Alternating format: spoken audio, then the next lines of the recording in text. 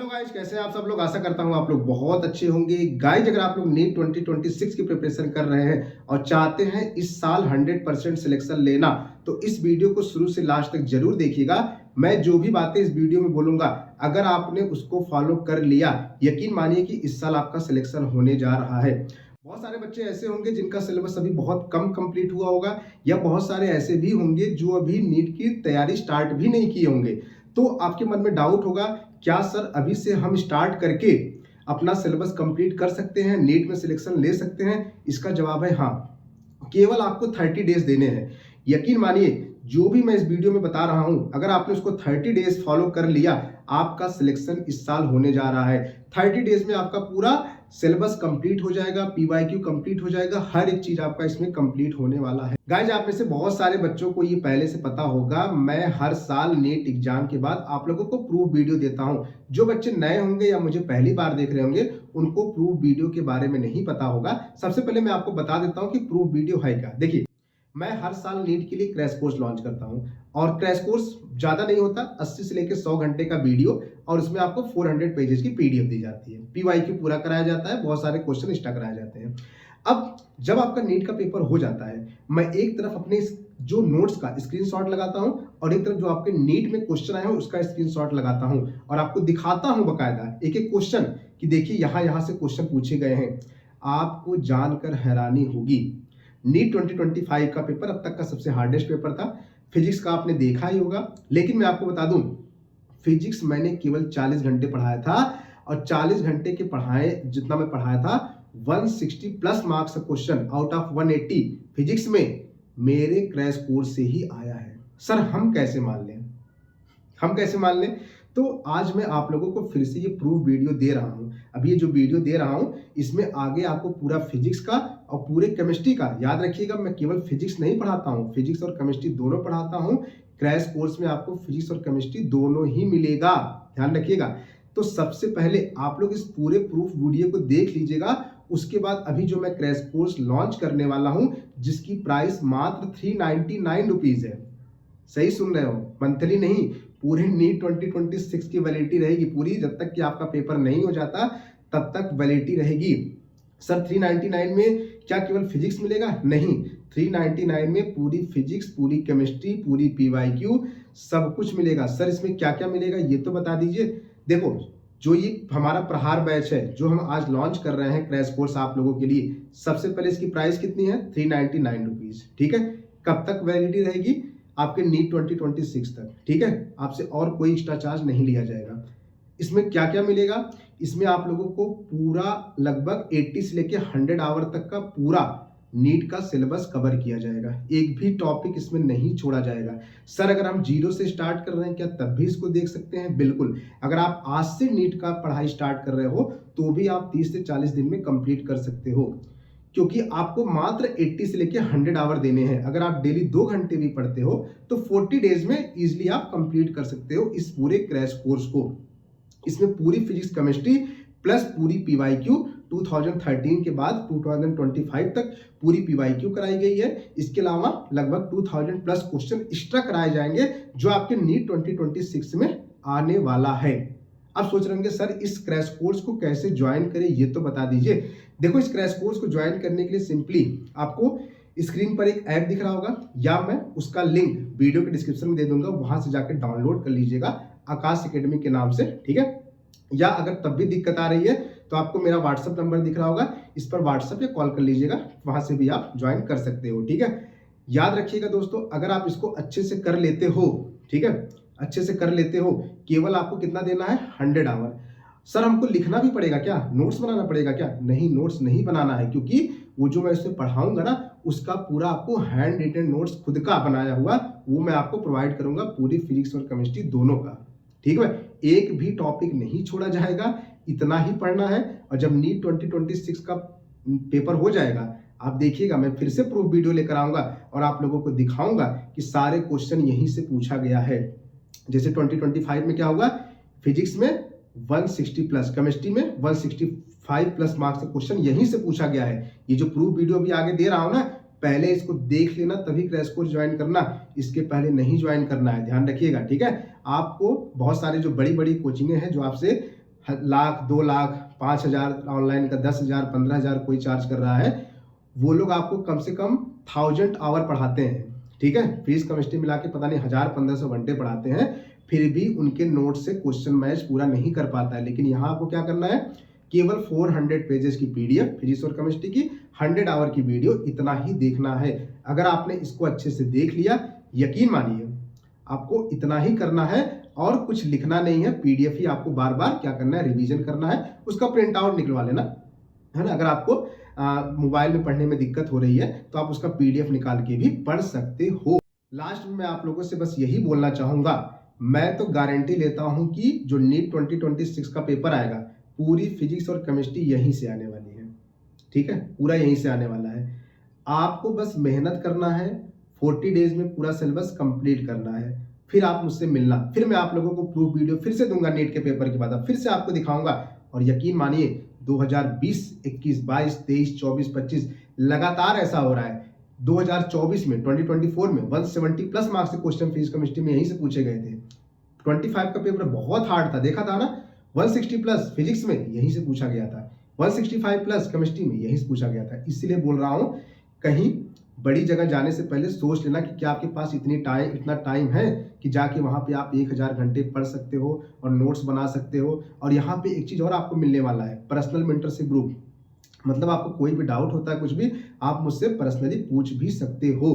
तो ये सब कुछ केवल और केवल आपको 399 रुपीज में ही मिलने वाला है, जो जिसकी वैलिडिटी आपकी नीट 2026 का पेपर जब तक नहीं हो जाता है उसके 2 महीने बाद तक रहने वाली है। ठीक है, तो सारी चीजें मैंने आपको इस वीडियो में बता दी है। बाकी कोई भी डाउट हो मुझे व्हाट्सएप जरूर कर देना। लेकिन आपसे एक रिक्वेस्ट है, इस कोर्स को ज्वाइन तभी करना जब आप पहले इस प्रूफ वीडियो को पूरा देख लो। ठीक है, इसमें पूरी फिजिक्स की, पूरी केमिस्ट्री की, जो नीट 2025 का पेपर हुआ था उसका पूरा प्रूफ वीडियो मैंने दे रखा है। तो सबसे पहले प्रूफ वीडियो देखिए, फिर इस कोर्स को ज्वाइन करिएगा। सो गाइस, चलिए हम लोग डिस्कस करते हैं नीट 2025 फिजिक्स के पेपर के एक एक क्वेश्चन का प्रूफ। जैसा कि आप यहाँ पर देख सकते हैं, जो आपका नीट 2025 फिजिक्स का पेपर हुआ है उसका यहाँ पे क्वेश्चन का स्क्रीनशॉट मैंने लगा दिया है, और एक तरफ मैंने जो मेरा पीडीएफ है, जो मैंने आप लोगों को क्रैश कोर्स जो मैं आपको दे रहा हूँ उसका जो पीडीएफ है उसका मैंने स्क्रीनशॉट लेके यहाँ पर लगा दिया है। ठीक है, क्रैश कोर्स के बारे में आप लोगों को पता होगा, केवल आपको 200 पेजेस फिजिक्स में पढ़ने हैं। इसी पूरे का मैंने 40 से 50 आवर का पूरा वीडियो लेक्चर बना रखा है। यकीन मानिए अगर आप इतना कर लेते हो, यकीन मानिए इससे बाहर क्वेश्चन नहीं आएगा। नीट 2025 का जो फिजिक्स का पेपर था वो आज तक के हिस्ट्री का सबसे हार्ड पेपर था, नीट की हिस्ट्री का। लेकिन आप देख सकते हैं 164 मार्क्स का पेपर देखेंगे यहीं से पूछा गया है ना, इसी 200 पेजेज के पीडीएफ से, और जो 40 से 50 आवर का जो लेक्चर है ना, इसी से ही पूछा गया है। आपको लग रहा होगा सर क्या 40-50 घंटे में क्या पूरा कवर हो सकता है सिलेबस? बिल्कुल, एक भी कॉन्सेप्ट टॉपिक कुछ भी नहीं छोड़ा गया है, बिल्कुल आराम से पढ़ाया गया है। ठीक है, आप सोच रहे होंगे सर हमारे कोचिंगों में तो पूरा 1 साल पढ़ाते हैं फिर भी उनका सिलेबस नहीं कंप्लीट होता, इतना लिखवाते हैं, ठीक है, फिर भी नहीं होता। लेकिन क्या आपने सच में 40 से 50 घंटे में पूरा करवा दिया है? बिल्कुल। यही नहीं, 80 से 90 आवर ही आपको देने हैं। ठीक है, 80 से 90 आवर ही आप लोगों को देना है। इतने में पूरी फिजिक्स प्लस केमिस्ट्री दोनों कंप्लीट हो जाएगी, ध्यान रखिएगा। ठीक है, सच में। ठीक है, फिर केमिस्ट्री का प्रूफ वीडियो इस वीडियो के डिस्क्रिप्शन में है, जाके देख लीजिएगा। फिजिक्स का प्रूफ वीडियो अभी मैं बना रहा हूँ, इसको पूरा देखिएगा। ठीक है, पूरा देखिएगा तभी इस कोर्स को ज्वाइन करिएगा। और बहुत कम टाइम है आप लोग के पास, ये मत सोचिए कि एग्जाम बहुत टाइम बचा है, बहुत कम टाइम बचा है। ठीक है, क्योंकि सारा खेल प्रैक्टिस का होता है। अगर आप थ्योरी में ज़्यादा टाइम दे रहे हो तो ये आपकी सबसे बड़ी गलती है। इसलिए मैं आपको बोलूँगा 80 से 90 घंटे केवल यहाँ देना है, पूरी फीस और केमिस्ट्री कंप्लीट कर लेना है। इसीलिए मैंने कोर्स की प्राइस 399 कर दी है, ताकि ज़्यादा से ज़्यादा बच्चे इसका फ़ायदा उठा सके। ठीक है, इस कोर्स की प्राइस कल तक 599 थी, लेकिन अभी ऑफर में इसको 399 कर दिया गया है, तो आप लोग इसको जाके ज्वाइन कर सकते हो। ठीक है, चलिए अब देखिए फटाफट, सबसे पहले हम एक एक क्वेश्चन का प्रूफ देख लेते हैं। पहला क्वेश्चन देखो, ये क्वेश्चन देखो, व्हीटस्टोन ब्रिज मैंने आपको पढ़ाया था उसका है। व्हीटस्टोन ब्रिज P/Q = R/S अगर ये होता है तो बीच से करंट हटा देते हैं, बीच वाले रेजिस्टेंस को हटा देते हैं। इसी पर पूरा बेस्ड क्वेश्चन था। यहाँ देखो 5/2.5 = 3/1.5, बिल्कुल बैलेंस है, बिल्कुल। यानी कि इसको हटा देंगे, ये दोनों सीरीज में, ये दोनों सीरीज में, ये आपस में पैरेलल में हो जाएंगे, ये यहाँ पे सब सीरीज में ऐड कर देंगे, I equal to V by R करके बैटरी में करंट निकाल लेंगे। बिल्कुल सिंपल सा क्वेश्चन था। एक बात और, मैं यहाँ पर आपको कुछ पढ़ा नहीं रहा हूँ, बस आपको दिखा रहा हूँ। ये क्वेश्चन कहाँ किसका था, व्हीट स्टोन ब्रिज का, और सिंपल सीरीज और पैरेलल का सिंपल सा क्वेश्चन था, डायरेक्ट नोट से था। बिल्कुल बस यही मुझे आपको दिखाना है, यहाँ आपको प्रूफ देखना है। बाकी ये सारे क्वेश्चन मैंने 2013 से लेके 2025 तक के पूरे PYQ कोर्स में डाल रखा है, पूरा वीडियो बना रखा है, उसको जाके देख लीजिएगा वहाँ से। यहाँ बस दिखाने की कोशिश करूँगा, आप बस मिलाइएगा, मैच कराइएगा, यही काम है आपका, ठीक है। पढ़ना नहीं है, कुछ सीखना नहीं है, सीख लो तो अच्छी बात है, हालांकि कुछ कुछ बताऊँगा अभी, ठीक है।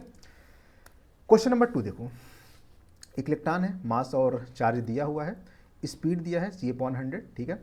ये कह रहा है मैग्नेटिक फील्ड में इंजेक्ट किया जाता है, direction to X motion, we wish to apply uniform electric field. याद रखिएगा, जब भी किसी इलेक्ट्रॉन को इलेक्ट्रिक फील्ड और मैग्नेटिक फील्ड में फेंका जाता है, उसका एक ही केस होता है। केस तो बहुत सारे बनते हैं, बट जो आपके क्वेश्चन नीट में आते हैं, ध्यान रखिएगा, वो हमेशा यही पूछे जाते हैं। तो बस आपको v इक्वल टू E/B लगा देना है, यहाँ से आपको इलेक्ट्रिक फील्ड निकाल लेना है। v कितना दिया है, c/100 दिया हुआ है, E आपको निकालना है, b की वैल्यू यहाँ दिया हुआ है, इसको निकाल लीजिएगा। और ये कैसा होता है, क्रॉस होता है, कैसा होता है, क्रॉस। क्रॉस का मतलब परपेंडिकुलर होता है, ठीक है। इसको कर लीजिएगा तो परपेंडिकुलर होगा, और वैल्यू कितनी आएगी वो भी आप कैलकुलेट कर लेना। क्वेश्चन नंबर 3 पे आ जाइए, सेम क्वेश्चन है, इलेक्ट्रिक फील्ड दिया हुआ है, मैग्नेटिक फील्ड बताना है। यहाँ देख लीजिए, वही फॉर्मूला लगाएंगे, और इलेक्ट्रोमैग्नेटिक अगर वेव कभी भी लिखा हुआ है तो हमेशा वेलोसिटी लाइट ऑफ स्पीड के इक्वल होता है, इसको ध्यान रखना है। तो c इक्वल टू E/B होता है, E की वैल्यू 60 दिया हुआ है आपको, यहाँ देखिए, है ना, E0 की वैल्यू 60 दिया हुआ है, B निकाल लेंगे यहाँ से, B की वैल्यू यहाँ पुट कर देंगे, बाकी ये सब सेम रहेगा, तो कोई दिक्कत नहीं है। सिंपल सा क्वेश्चन था। चलिए, बाकी ये 40 डेज का क्रैश कोर्स, 399 प्राइस, सब कुछ आपके इसके बारे में तो आपको पता ही है। कोई दिक्कत हो व्हाट्सएप पर आप मैसेज कर लीजिएगा, क्या क्या मिलेगा सारा कुछ बता दिया गया है। क्वेश्चन नंबर 4 पर आ जाइए, देखिए क्या लिखा है। सिंपल सा, फोटो करंट और इंटेंसिटी की बात हो रही है या फ्रीक्वेंसी की बात हो रही है। तो यहाँ पे देखो मैंने लिखा है, फोटो करंट जो होता है वो इंटेंसिटी के प्रोपोर्शनल होता है, यानी कि y proportional to x type का कुछ ग्राफ बनेगा, यानी कि y equal to mx graph यही बनता है ना। तो सिंपल से ये सब कराया गया है, ठीक है, सारा कुछ कराया गया है। चलिए नेक्स्ट आ जाइए, क्वेश्चन नंबर 5, काइनेटिक एनर्जी क्या होता है, फोर्स इनटू डिस्प्लेसमेंट होता है। आपको 2 काइनेटिक एनर्जी दिया हुआ है, 2 डिस्प्लेसमेंट दिया है, फोर्स का रेशियो निकालना है। कोई दिक्कत है क्या, नहीं। K1 इक्वल टू F1d1 कर देंगे, K2 इक्वल टू F2d2 कर देंगे, दोनों को डिवाइड कर देंगे तो F1/F2 निकल आएगा। सिंपल सा क्वेश्चन था, कोई बड़ी बात नहीं थी, ठीक है। देख रहे हो, कराया गया है, ये देख लो यहाँ पे सारा। तो सिंपल सा क्वेश्चन था, फॉर्मूला बेस्ड, ठीक है। अभी तक कोई ऐसा क्वेश्चन दिखा आपको जो लग रहा हो कि सर बाहर से आया हो, नहीं ना, ठीक है। देखते रहिएगा सारा। केमिस्ट्री में तो 170 प्लस मार्क्स का क्वेश्चन पूछा गया था, 180 में केवल कितना पढ़ना था, 200 पेजेस, वीडियो कितना था, 40-50 घंटे का, समझ रहे हो, मतलब 90 आवर में पूरा फिजिक्स केमिस्ट्री कंप्लीट। ध्यान रखो, अब आप सोच सकते हो कहाँ से आपका सिलेक्शन हो सकता है, ये आपको डिसाइड करना है, ठीक है। 6 नंबर क्वेश्चन पर आइए, Bob is heavily mass suspended, ठीक है। इस तरह से क्वेश्चन मैंने यहाँ पे देखो करा रखा है नोट्स में, अगर आप जाके देखेंगे तो, ठीक है। मैकेनिक्स मैंने बहुत अच्छे से कराया हुआ है सारी चीज़ें। इसमें 2 चीज़ें करते हैं, एक तो एनर्जी बैलेंस करते हैं, और एक आपका क्या करते हैं, टेंशन लिखते हैं, ठीक है, टेंशन कर देते हैं। अब देखो यहाँ पे कैसे करेंगे, मैं आपको बताता हूँ। यहाँ की एनर्जी कितनी होगी, देखो हमेशा इसको रेफरेंस मानते हैं, तो पोटेंशियल 0 होगा, तो ½ m v0² तो ½ m v0² is equal two plus 0 हो जाएगा पोटेंशियल, इज इक्वल टू यहाँ की एनर्जी कितनी हो जाएगी, देखो मैं लिख देता हूँ, चलो, ½ m v0² plus 0 is equal to Vp का कितना होगा, ½ m वहाँ की velocity Vp² plus mg, h कितना होगा, यहाँ से यहाँ तक की डिस्टेंस, तो ये l है और ये l साइन थीटा होगा, क्योंकि ये l है, ये थीटा है, तो l साइन थीटा होगा, तो l plus l sine theta, ठीक है। फिर से बोल दे रहा हूँ, यहाँ मैं कुछ पढ़ा नहीं रहा हूँ, बस दिखा रहा हूँ, तो सेम देख रहा हूँ, ऐसे बताया गया है, ठीक है। टेंशन कैसे लिखेंगे, टेंशन, तो टेंशन की डायरेक्शन किधर होगी, देखो देखो ध्यान से, तो टेंशन की जो डायरेक्शन होगी वो इस तरफ होगी, ठीक है। mg नीचे होगा, ठीक है, ये थीटा है तो ये 90 माइनस थीटा होगा, ठीक है। ये mg कॉस होगा तो ये कॉस 90 माइनस थीटा क्या हो जाएगा, mg साइन थीटा हो जाएगा, ठीक है। तो t plus mg sine theta, same direction है, is equal to mv square by R, centripetal force लगता है हमेशा, ठीक है।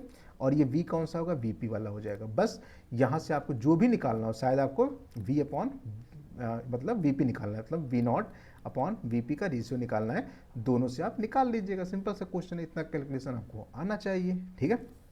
नेक्स्ट क्वेश्चन आ जाइए, नेक्स्ट क्वेश्चन आ जाइए। क्वेश्चन नंबर 7 में आपसे टू इंक्लाइंड सरफेस है, ठीक है, 45 डिग्री एंगल बना रहा है, जैसे एक ये है, एक ये मान लेते हैं, एक आपका रफ है और एक आपका स्मूथ है।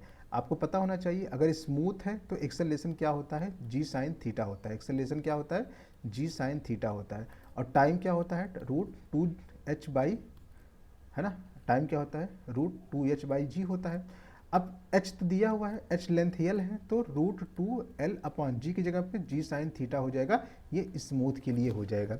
लेकिन अगर यही रफ सरफेस होता है तो रफ के लिए क्या होता है, इधर लगेगा जी साइन थीटा, और इधर लगता है mu M G cos theta, friction force लगता है, ठीक है, और इधर लगेगा एम ए। तो एक्सेलरेशन यहाँ से किसका हो जाएगा, जी sine theta minus mu G. फिर से बता रहा हूँ, कुछ पढ़ा नहीं रहा हूँ भैया, है ना। तो यहाँ पे T2 कितना हो जाएगा, √2l अपॉन जी sine theta minus mu G cos theta. बाकी देख लेना, शायद टाइम डबल ले रहा है तो T2 जो ले रहा है वो 2T1 ले रहा है, इक्वल करके जो भी पूछा हो अपना निकाल लेना। सिंपल सा क्वेश्चन था, म्यू की वैल्यू निकालना है तो ये म्यू आप यहाँ से निकाल लेना। आसान क्वेश्चन था, डायरेक्ट, ठीक है। सारा कुछ पढ़ा रखा है यार, कुछ भी मतलब छोड़ा नहीं है। ये देखो डायरेक्ट नोट से है, एक आपको E equal to S C by lambda होता है, ठीक है, यहाँ से लैम्डा निकालेंगे तो ये एच सी बाई ई आ जाएगा, ठीक है। और इलेक्ट्रॉन के लिए ये वाली वैल्यू लिख देंगे या ये वाली लिख देंगे, है ना। तो lambda 2 equal to H upon √2m के हो जाएगा, √2m के हो जाएगा। दोनों डिवाइड कर देना तो लैम्डा 1 अपॉन लैम्डा 2 निकाल लेंगे, कोई दिक्कत नहीं। क्वेश्चन नंबर 9 पर आ जाइए। पाइप ओपन, जब बोथ एंड पर पाइप ओपन होती है, जैसा कि आप यहाँ पर देख सकते हो, तो ये लैम्डा बाई 2 होता है। तो lambda by 2 is equal to क्या कर देंगे, एल कर देंगे, तो लैम्डा इक्वल टू 2l आ जाएगा। Lambda equal to v by F होता है, तो f निकालेंगे तो v बाई 2l आ जाएगा, सही है। देखो कराया गया है सेम टू सेम। अब करा है कि इसको पानी के अंदर, आधा पानी के अंदर डुबो दिया गया, मतलब यही जो था ना, इसको पानी के अंदर डुबो दिया गया। अब ये एक एंड पर क्लोज हो जाएगा पाइप, यानी कि ये ऐसे बन जाएगा, ये लैम्डा बाई 4 हो जाएगा, और ये एल बाई, पहले एल था तो अब एल बाई 2 लेंथ होगा, आधा तो डुबो दिया गया ना, तो L by 2 is equal to lambda by 4 कर देंगे। फिर से वही lambda by 2 equal to L आ गया, तो यानी कि F is equal to V by 2l, फिर से वही आ गया, यानी कि फ्रीक्वेंसी चेंज नहीं होगी। इसमें बच्चे गलती पता है क्या करते हैं, एल बाई 2 लेना भूल जाते हैं। लैम्डा बाई 4 तो ये हो जाएगा और ये एल बाई 2 हो जाएगा, ध्यान रखिएगा इतनी सारी चीज़ें। गाइस क्वेश्चन नंबर 10 को ध्यान से देखिए, लिखा है a ball of mass 0.5 kg is dropped from a height of 40 metre, मतलब 40 मीटर हाइट से एक बॉल को छोड़ा जा रहा है जो कि 0.5 kg का है। जब वो टकराएगा तो कितनी स्पीड से टकराएगा बताओ, v1 अगर हम मान लेते हैं तो √2gs से टकराएगा, बोलो ठीक है, ठीक है, √2gs से। अब टकरा गया, फिर लिखा है the ball hits the ground and rise the height 10 metre. टकराने के बाद ये कितना जाता है, 10 मीटर तक ऊपर जाता है। कब तक ऊपर जाएगा, तब तक की वेलोसिटी इसकी फाइनल जीरो नहीं हो जाएगी। यहाँ पर स्पीड मान लेते हैं कुछ v2 है, ठीक है। तो कौन सा इक्वेशन लगाएंगे यहाँ पे बताओ। तो यहाँ से v2 निकालने के लिए हम लोग v square equal to v2 square minus 2gs लगा देंगे। यहाँ से v2 निकल आएगा, सही है, v2 निकल आएगा, यहाँ से v1 निकल आएगा, ठीक है। आपसे पूछा इम्पल्स कितना होगा, तो देखो इम्पल्स मैंने पढ़ाया हुआ है, ठीक है, इम्पल्स पढ़ाया हुआ है। क्या होता है, चेंज इन मोमेंटम। तो मोमेंटम में चेंज कैसे निकालेंगे, p2 माइनस p1 निकाल लेंगे, ठीक है। अब p2 कैसे लिखेंगे, इसका लिख देंगे, p2 का मतलब ये वाला 2 वाला मतलब ये वाला ना v2। p इक्वल टू क्या होता है m, तो m v2, m की वैल्यू कितना है 0.5 माइनस, अब p1 कितना लिखेंगे, p1 लिखेंगे माइनस m v1 लिख देंगे, ठीक है, m v1। आप बोलोगे सर 2 बार माइनस क्यों लिखे हैं, क्योंकि यहाँ पे चेंज निकालना है, तो एक एक माइनस चेंज की वजह से आया है, ठीक है। क्या इम्पल्स क्या होता है, चेंज इन मोमेंटम। तो p2 माइनस p1, एक माइनस ये वाला था, तो ये वाला माइनस क्यों आया, आप सोच रहे होंगे ना सर ये माइनस क्यों आया, दूसरा वाला माइनस क्यों आया। तो मेरी बात सुनो, ध्यान से देखो तो डायरेक्शन अलग अलग है, एक नीचे आ रहा है एक ऊपर आ रहा है, तो एक को प्लस ले लो एक को माइनस ले लो। अब आप सोच रहे होंगे सर किसको प्लस ले किसको माइनस, यार किसी को भी प्लस ले लो किसी को भी माइनस ले लो, चाहे नीचे को प्लस मान लो ऊपर को प्लस मान लो, किसी को मान लो, लेकिन अगर आप नीचे को प्लस मान रहे हो तो ऊपर को माइनस मानना पड़ेगा, ठीक है। क्योंकि मोमेंटम जो होता है, इंपल्स जो होता है वेक्टर क्वांटिटी है, वेक्टर क्वांटिटी कभी भी नेगेटिव में नहीं आती है, हमेशा प्लस में ही आती है, ठीक है। तो माइनस तो आएगा ही नहीं, तो यानी कि दोनों को ऐड करना ही पड़ेगा ना, ठीक है, इसलिए 2 बार माइनस लगाया गया है। अगर इसको माइनस मान लेते तब क्या आता, -m_v2 -m_v1, तब भी ऐड करते ना, लेकिन तब माइनस में आता, बट उस आंसर को क्या मान लेंगे, प्लस में मान लेंगे, क्योंकि ये क्या है, वेक्टर क्वांटिटी है, तो यहाँ पे मॉड लगा के इसको प्लस कर लेंगे, सिंपल सी बात। चलो नेक्स्ट क्वेश्चन। ये क्वेश्चन देखो, आपसे बताया है बैटरी का इंड्यूस्ड LDI/dt होता है। इस पूरा सवाल भी मैंने क्वेश्चन करवा रखे हैं। ये बहुत सिंपल सा क्वेश्चन है, आपको VA माइनस VB निकालना है ना, तो VA माइनस VB कैसे निकालेंगे, जब आप यहाँ से चलेंगे तो पहले ये पड़ेगा, इसका पोटेंशियल होता है LDI/dt, ठीक है। फिर थोड़ा आगे चलेंगे तो +5 क्यों लिखेंगे, क्योंकि करंट यहाँ पर बैटरी के पॉजिटिव एंड पे आ रहा है, प्लस यहाँ पर क्या लिख देंगे, I लिख देंगे, ठीक है। L की वैल्यू कितना है इंडक्टर की L की वैल्यू कितना है, L की वैल्यू दिया है 1, ठीक है। LDI/dt दिया है 1, तो ये 1 लिख देंगे, प्लस 5 प्लस 2I की वैल्यू 2, सॉल्व कर लेंगे तो कितना आ जाएगा, 10 आ जाएगा, सिंपल सा क्वेश्चन है।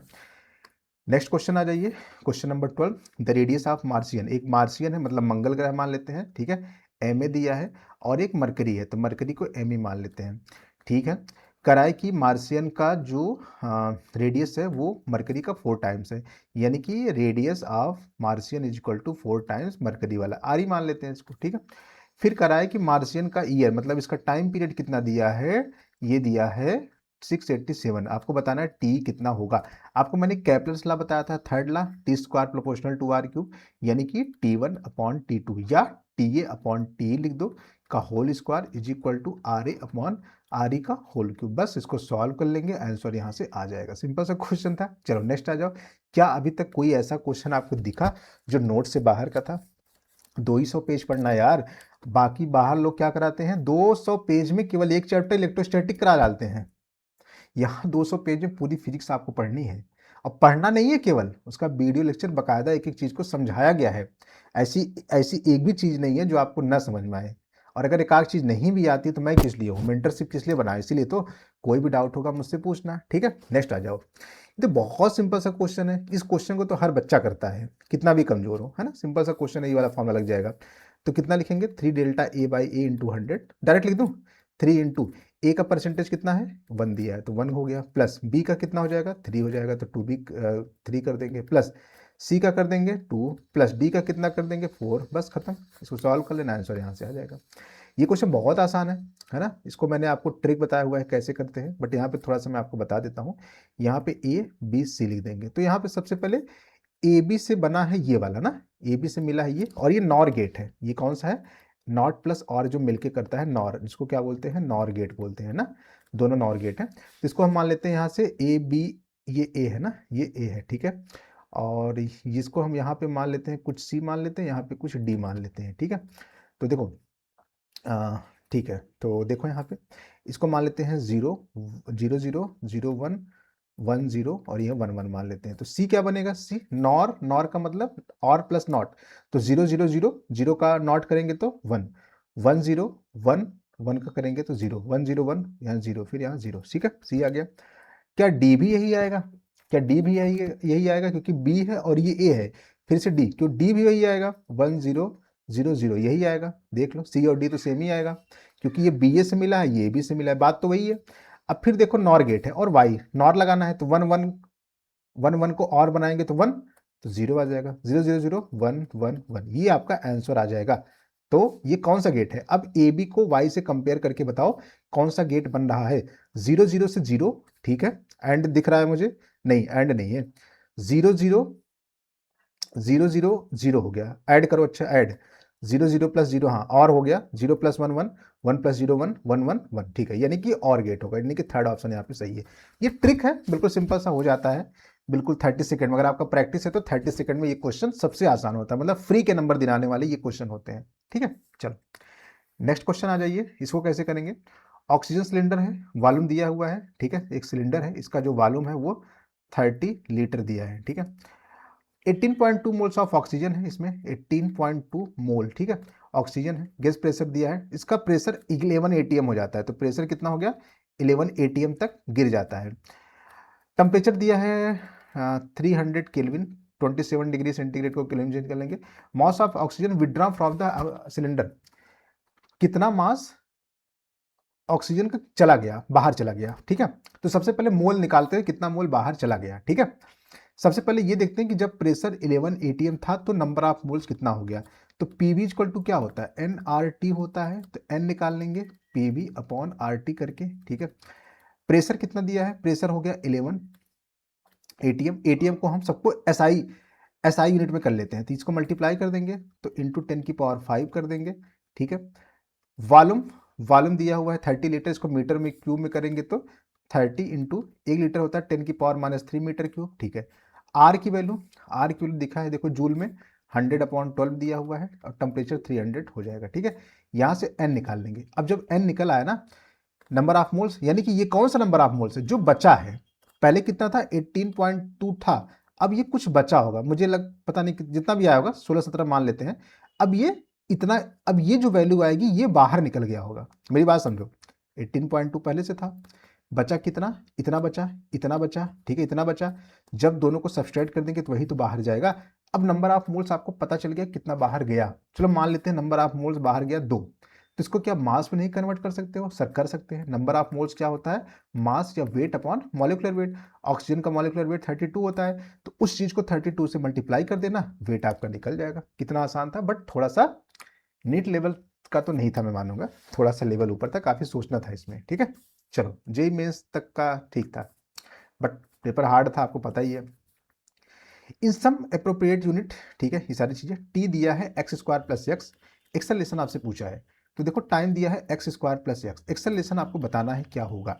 सबसे पहले dt/dx निकाल लेते हैं, डिफ्रेंशिएट आसानी से हो जा रहा है, ठीक है। अब dx/dt आपको पता है कि ये वेलोसिटी होता है, ठीक है, यानी कि ये 1/2x हो जाएगा, ठीक। अब देखो ये वेलोसिटी x के फॉर्म में है, तो आपको एक्सेलरेशन का फॉर्मूला पता होना चाहिए वेलोसिटी के फॉर्म में, v dv/dx होता है। यहाँ dv/dt नहीं लगाएंगे, क्यों, क्योंकि यहाँ पे x का फंक्शन है, t का फंक्शन होता तब लगाते ना, ये dv/dt नहीं कर सकते थे, मेरी बात समझो। तो यानी कि v dv/ds कर देंगे, तो v की वैल्यू 1/2x + 1 और v dv/dx। अब इसको dv/dx का डिफरेंशिएट करेंगे तो कितना आ जाएगा बताओ, ये आ जाएगा -1/2x + 1 का होल स्क्वायर इंटू 2 कर देंगे, ऊपर 2। ये सब मैंने सिखाया हुआ है, यहाँ पे सिखाऊंगा नहीं कैसे, ठीक है। यानी कि -2/2x + 1 का होल क्यूब, ठीक है। सिंपल सा क्वेश्चन था। नेक्स्ट आ जाओ क्वेश्चन नंबर 17 में।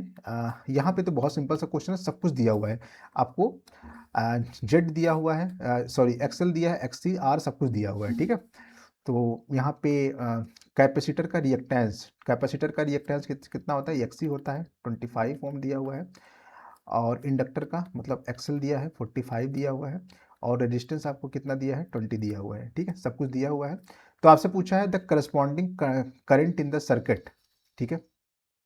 तो यहाँ से जेड निकाल लेंगे, जेड कैसे निकालेंगे, रूट एक्सएल माइनस एक्सी का whole square plus R square कर देंगे, ठीक है, सही है। चलो जेड जैसे ही आ गया, आपको बताना है करंट, तो करंट कैसे निकालेंगे, I equal to we, voltage कितना है, ये है 220, तो 220/जेड कर देंगे, तो 220 यहाँ से जेड की वैल्यू निकाल लेना, यही आपका आंसर आ जाएगा, करंट की वैल्यू आ जाएगा, ठीक है। और आपको बताना है क्या, फाई बताना है, एंगल बताना है, एंगल, तो एंगल के लिए ये वाला लगा देना, tan phi equal to XL minus XC R, सारी वैल्यू आपको पता है, एक्सएल एक्सी सब कुछ आपको पता है, ठीक है। तो इस तरह से आप चीज़ों को कर सकते हो। क्वेश्चन ध्यान से देखिए, क्वेश्चन नंबर 18 क्या कह रहा है, a wire of resistance R, एक आर रेजिस्टेंस का वायर है, ठीक है, जिसको 8 इक्वल पीसेस में कट कर दिया गया है, ठीक है। तो अगर r/8 ऐसे ऐसे हो जाएगा, अगर 8 इक्वल पीसेस में कट कर दोगे तो रेजिस्टेंस जो हो जाएगा r/8 हो जाएगा, ठीक है। कराए कि these pieces two equal resistance are made by adding 4 of this together in parallel. अब कराए कि जो r/8 है ना, इसको 4 को हमने क्या किया, पैरेलल में ऐड कर लिया, ऐसे 4 को पैरेलल में कर लिया, and these two sets are added in series. तो ये बताओ r/8 को जब आप पैरेलल में ऐड करोगे तो 1/r ऐसे करते हैं, तो 8/r प्लस 8/r ऐसे 4 टाइम्स होगा, ठीक है। तो ऐसे करते हैं ना, 1/r net is equal to 1/r1 plus 1/r2 plus 1/r2, तो यानी कि ये r8 ऊपर चला जाएगा ना, r8 ऊपर, यानी कि 8 plus 8/r plus 8/r plus 8/r आ जाएगा, यानी कि कितना हो जाएगा 24, नहीं 30, 2 आ जाएगा, 32/r, यानी कि जो r नेट आ जाएगा वो r/32 आ जाएगा, ठीक है। ऐसे दूसरा वाला भी आ जाएगा r2, वो भी r/32 आ जाएगा, क्योंकि चार अलग से दोनों को पैरेलल में ऐड कर दिया गया। अब दोनों को सीरीज में करेंगे तो सीरीज में डायरेक्ट ऐड करते हैं, तो r/32 प्लस r/32 यानी कि r/16 हो जाएगा यहाँ पे, ठीक है। चलो नेक्स्ट क्वेश्चन आ जाइए। इसमें पूछा है two identical points masses P and Q. अच्छा, मैंने आपको पूरा समझाने लगा, यहाँ पे मेरा काम समझाना नहीं है, बस आपको दिखाना था। चलो कोई नहीं। क्या बताना है आपको? Two identical point masses P and Q, ठीक है। Suspended from two separated massless spring, constant K1 K2 oscillation, their maximum speed. जहां पे मैक्सिमम स्पीड की बात आए तो वी मैक्स क्या होता है? ए ओमेगा होता है, और सेम दोनों का सेम है, तो A1 ω1 is equal to A2 ω2 हो जाएगा, ठीक है। The ratio of amplitude, amplitude का रेशियो बताना है, A1/A2 इज इक्वल टू ω2/ω1। निकाल लोगे? बोलो, निकाल लोगे ना? ओमेगा क्या होता है? √K/m होता है। बस रख के जो भी पूछा है अपना निकाल लेना, ठीक है। आइडेंटिकल है तो मास सेम ही होगा, तो मास क्या होगा? सेम होगा, बस के K1 K2 के फॉर्म में कर लेना, ठीक है। सही है। चलो नेक्स्ट आ जाओ। हाँ, ये क्वेश्चन देखो, electric dipole of with dipole moment इतना, ठीक है, is aligned with the direction of a uniform electric field. Electric field दिया हुआ है, डाइपोल मोमेंट P दिया हुआ है 5 × 10⁻⁻⁶, और इलेक्ट्रिक फील्ड दिया हुआ है 4 × 10⁵ दिया हुआ है, ठीक है। The dipole is then rotated through 60, तो थीटा इक्वल टू दिया है 60 degree respect to electric field. The change in potential energy, तो डेल्टा यू बताना है, तो कितना हो जाएगा बताओ? ये देखो लिखा हुआ है, change in potential energy delta U कितना हो जाता है? माइनस या P cos theta one minus cos theta two. बस ऐसे कर लेना, सिंपल सा क्वेश्चन था। थीटा वन थीटा दिया है, 60 डिग्री कर दिया गया ना, तो 0 डिग्री एक लेना ना, एक 60 डिग्री लेना, समझ रहे हो? एक 0 डिग्री ले लेना और दूसरा क्या लेना? 60 ले लेना, क्योंकि पहले 0 रहा होगा उसको 60 डिग्री पे कर दिया गया। तो एक 0 ले लेना, माइनस कॉस 60 कर देना, कॉस 60 की वैल्यू 1/2 हो जाएगी। बस 1 - 1/2 कर लेना, सिंपल सा क्वेश्चन था, कर दो। अरे हो जाएगा ना, कितना आ जाएगा बता दूं? देखो 5 × 4 करेंगे तो 2, और यहाँ पे 10⁻⁻1, और ये इंटू 1/2 कर दो, तो यानी कि 1 आ जाएगा। कितना आ जाएगा? 1। सिंपल सा क्वेश्चन था, है ना। नेक्स्ट आ जाओ। Question number 21, in a certain camera combination four similar. देखो कॉन्वेक्स जब लेंस का कॉम्बिनेशन करते हैं तो पावर के लिए दोनों को ऐड कर देते हैं, और मैग्निफिकेशन के लिए मल्टीप्लाई कर देते हैं, तो पावर ऐड हो जाएगा तो 4p, और मैग्निफिकेशन m⁴ हो जाएगा। 4 था ना, तो ऐसे कर देंगे। गाइस क्वेश्चन नंबर 22 को ध्यान से देखिए, लिखा है the sun rotates around its centre once in 27 days. Sun का कह रहा है कि उसका जो रेडियस हो गया वो एक्सपैंड करके ट्वाइस हो गया, ठीक है। तो आपसे पूछा है कि उसका जो रेवोल्यूशन टाइम होगा वो कितना होगा। पहले 27 था, मतलब कि पहले 27 था, ठीक है, और रेडियस कितना था? r था। अब t2 कितना हो जाएगा जब रेडियस एक्सपैंड करके 2r हो गया, ठीक है। सिंपल सा क्वेश्चन है। आपको पता है इसमें मोमेंटम एंगुलर मोमेंटम कंजर्वेशन लगता है, तो यानी कि I1 ω1 is equal to I2 ω2 कर देंगे, ठीक है। जब रेडियस पहले इसके लिए लिख लेंगे फिर इसके लिए लिख लेंगे। कैसे लिखेंगे? आई सन क्या है? एक लिखा है कि स्फेयर है, स्फेयर का 2/5 mr² होता है, ओमेगा होता है 2π/t1 होता है, इज इक्वल टू 2/5 mr2 का होल स्क्वायर हो जाएगा, क्योंकि मास तो वही है। ओमेगा हो जाएगा 2π/t2 कर लेंगे, ठीक है। t1 की वैल्यू आपको पता है 27, यहाँ से t2 की वैल्यू निकाल लेंगे। सिंपल सा क्वेश्चन था, कोई दिक्कत इसमें नहीं होना चाहिए, ठीक है, कर लोगे। चलो नेक्स्ट क्वेश्चन आ जाओ। लिखा है स्फीयर ऑफ रेडियस r। एक स्फीयर है जिसका रेडियस कितना है? r है। कट किया गया है फ्रॉम द लार्जेस्ट साइड, मतलब एक 2r का रेडियस का एक स्फीयर था, उसमें से एक r रेडियस के स्फीयर को कट करके निकाल दिया गया, जैसा कि फिगर में दिया हुआ है। तो आपसे पूछा है कि रेशियो, मोमेंट ऑफ इनर्शिया का रेशियो निकालना है, किसका? स्मॉलर स्फीयर जो आपने काटा है इसका, और जो बचा है इसका, इन दोनों का रेशियो बताना है। एक बात बताओ, सबसे पहले जब आपने नहीं काटा था तो मोमेंट ऑफ इनर्शिया कितना था? पूरा ये था मोमेंट ऑफ इनर्शिया, स्फीयर है ना, तो 2/5 m 2r का होल स्क्वायर, सही था, क्योंकि मास कितना था? m था, मान लेते m था, ठीक है। अब एक बात बताओ, जो आपने कट किया है इसका मास निकाल लोगे? कैसे निकाल लेंगे? कैसे निकालोगे बताओ? डेंसिटी तो सेम होगा दोनों का, आप बड़ा लो छोटा लो कुछ भी लो, डेंसिटी तो हमेशा सेम होगा। तो कैसे निकालेंगे? बड़े वाले का डेंसिटी कितना होगा? डेंसिटी बड़े वाले का, जो बड़ा मास है, डेंसिटी होता है मास अपॉन वॉल्यूम, तो 4/3 पाई r³ हो जाएगा, ठीक है। छोटे वाले का मास मान लेते हैं m1, तो 4/3 पाई, रेडियस कितना है इसका? 2r था ना, ये 2r था और ये r क्यूब हो जाएगा, ठीक है। यहाँ से m1 की वैल्यू निकाल लेंगे, कितना आएगा, I think m1 equal to m/8 आ जाएगा, ठीक है। मास कितना हो जाएगा, 8 आ जाएगा, ठीक है।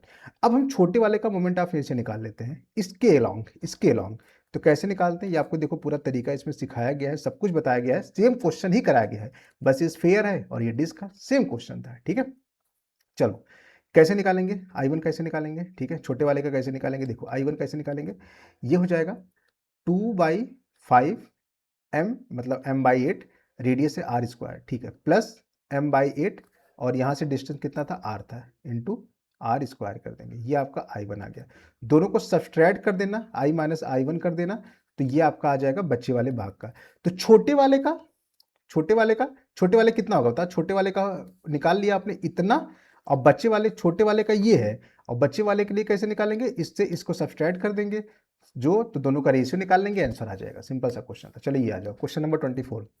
3 आइडेंटिकल हीट, ये आपको दिया हुआ है, देखो सेम क्वेश्चन है ना, मतलब कराए कि मैं आपको सिंपल से बता देता हूँ, T1/T2 का रेशियो निकालना है।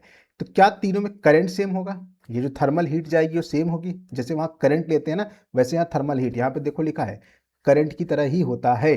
तो कैसे लिखेंगे बताओ, कैसे लिखेंगे, इसका लिखेंगे 2K, KA डेल्टा थीटा होता है ना, KA delta theta, delta theta का मतलब 3T minus T1, 3T minus T1 by L लिख देंगे, इज इक्वल टू, इसका कैसे लिखेंगे, K है A डेल्टा थीटा मतलब T1 minus T2 upon L लिख देंगे, इज इक्वल टू, इसका कैसे लिखेंगे, KA delta theta T2 minus T है टेम्परेचर अपॉन L कर देंगे। बस इसको सॉल्व कर लेना, जो निकालना हो अपना निकाल लेना। नेक्स्ट आ जाइए, इसमें कह रहा है कि 3 आइडेंटिकल चार्ज स्फीयर है, मतलब एक है A, एक है B और एक है कोई C, ठीक है, A है, B है और C है, इसका चार्ज Q है, इस पर चार्ज Q है, ठीक है, और सर्टेन डिस्टेंस पे रखा गया है, सर्टेन डिस्टेंस पे रखा गया है, तो फोर्स कितना हो जाएगा, KQ² अपॉन मान लेते हैं D², डिस्टेंस अगर D मान लेते हैं, ठीक है, दोनों पे चार्ज QQ था, फोर्स F था, F मान लेते हैं फोर्स।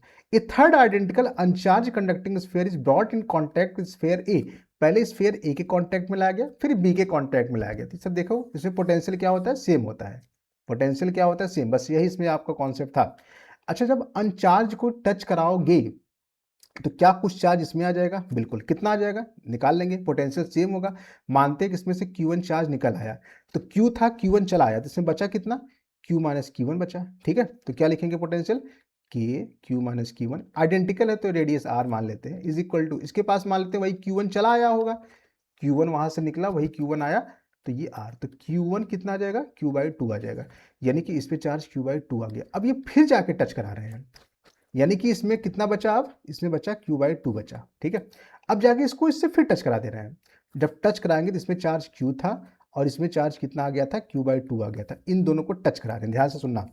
अब क्या होगा, फिर से चार्ज का ट्रांसफर होगा, मान लेते हैं Q2, तो यहाँ बचा Q माइनस Q2, यहाँ पे प्लस Q2, तो K Q माइनस Q1, ठीक है, नहीं Q/2 था ना, सॉरी, इसमें से इसमें आ रहा है, मान लेते हैं ज़्यादा में से कम आएगा ना, हाँ सही है, Q minus Q1 upon R is equal to K Q/2 plus Q2/R, ठीक है। सॉल्व कर लो इसको, तो कितना आ जाएगा, यहाँ लिख देते हैं Q minus Q1 is equal to Q/2 plus Q2 होगा ना, Q2 बोले थे, ठीक है, तो कितना आ जाएगा 2Q2 इक्वल टू Q/2, तो Q2 इक्वल टू Q/4, यानी कि Q/4 चार्ज चला गया, Q/4 चला गया, बचा कितना, बचा Q माइनस Q/4 बचा, यानी कि 3Q/4 बचा, यहाँ 3Q/4 बचा, यहाँ Q/2 बचा, तो फोर्स कितना हो जाएगा, K Q/2 3Q/4 upon R², यानी कि 3KQ²/8 आ जाएगा, तो 3/8 आ जाएगा, कितना, बस करना है, बस सिंपल सा क्वेश्चन है बच्चों वाला, ये तो ऐसे क्वेश्चन मैंने भी कराए भी हैं न्यूमेरिकल वाले सेक्शन में। कंटेनर हैज 2 चैम्बर, 2 कंटेनर है, ठीक है, एक कंटेनर इसमें 2 चैम्बर है, ठीक है, एक का वॉल्यूम दिया है N दिया है, P दिया है, सब कुछ दिया है, ठीक है। आपसे पूछा है चैम्बर कंटेन इतना इतना इतना इतना इतना, when the partition is remove, जब इसको रिमूव कर देते हैं तो दोनों मिक्स हो जाएगा, तो मिक्सचर का प्रेशर कितना होगा, फाइनल प्रेशर, तो सिंपल से कर देंगे, इसमें एनर्जी कंजर होगा, हाँ ठीक है, मतलब ऐसे कर लेंगे, एनर्जी क्या होता है, 1/2 N1F1R T1 plus 1/2 NF2R T2 is equal to 1/2 N1 plus N2 कर देंगे, दोनों मिक्स कर देंगे, एफ आर टी, एफ तो सेम ही होगा क्योंकि गैस तो सेम ही है, तो एफ तो कैंसिल हो जाएगा। या इसको ऐसे कर लो, क्योंकि यहाँ पे प्रेशर और वॉल्यूम की बात हो रही है ना, तो P V equal to N R T होता है, 1/2 तो कैंसिल हो जाएगा, है ना। तो P one V one plus P two V two is equal to P one plus P two, और यहाँ पे sorry V one plus V two into P mixture कर देंगे, ऐसे कर लेना। यहाँ से पी मिक्सचर निकाल लेना, आपको सब दिया है, पी वन दिया है, पी टू दिया है, वी वन दिया है, वी टू दिया है, सारा वैल्यू दिया है, यहाँ से निकाल लीजिएगा, सिंपल सा था। क्वेश्चन नंबर 27 आ जाइए, सिंपल सा क्वेश्चन है। मैग्नेटिक मोमेंट का रेशियो निकालना है। मैग्नेटिक मोमेंट होता है आई इंटू ए, रेडियस का रेशियो दिया हुआ है, और करंट थ्रू टू डिफरेंट, ठीक है, करंट तो सेम ही है, करंट तो सेम ही है, तो M is equal to I one into pi R square, ठीक है, M two equal to I तो सेम ही है इंटू पाई, इस रेडियस कितना हो गया, रेडियस 2r है इसका, तो 2r का होल स्क्वायर, तो कितना हो जाएगा, M one upon M two 1/4 हो जाएगा ना, 1/4 हो जाएगा। सिंपल सा क्वेश्चन था ये तो, है ना। चलो नेक्स्ट आ जाओ। ये तो सिंपल सा फॉर्मूले पे क्वेश्चन है, देखो सिंपल सा आपको ये फॉर्मूला लगा देना था, तो epsilon not a upon D minus T1 plus T2, मतलब ये वाला 3D/8 minus D/2 plus T1 by K1, T1 मतलब वही 3D/8 K1 plus D/2 K2, बस इसको सॉल्व करना, जो भी है अपना कर लेना सिंपल सा, बाकी K1 K2 सब दिया हुआ है, इसको रखना, आंसर आ जाएगा, ठीक है। मतलब इसमें और कुछ है क्वेश्चन में, एक और है, ठीक है, 2 slabs of parallel plate capacitor are separated by D, ठीक है, और 2 स्लैब्स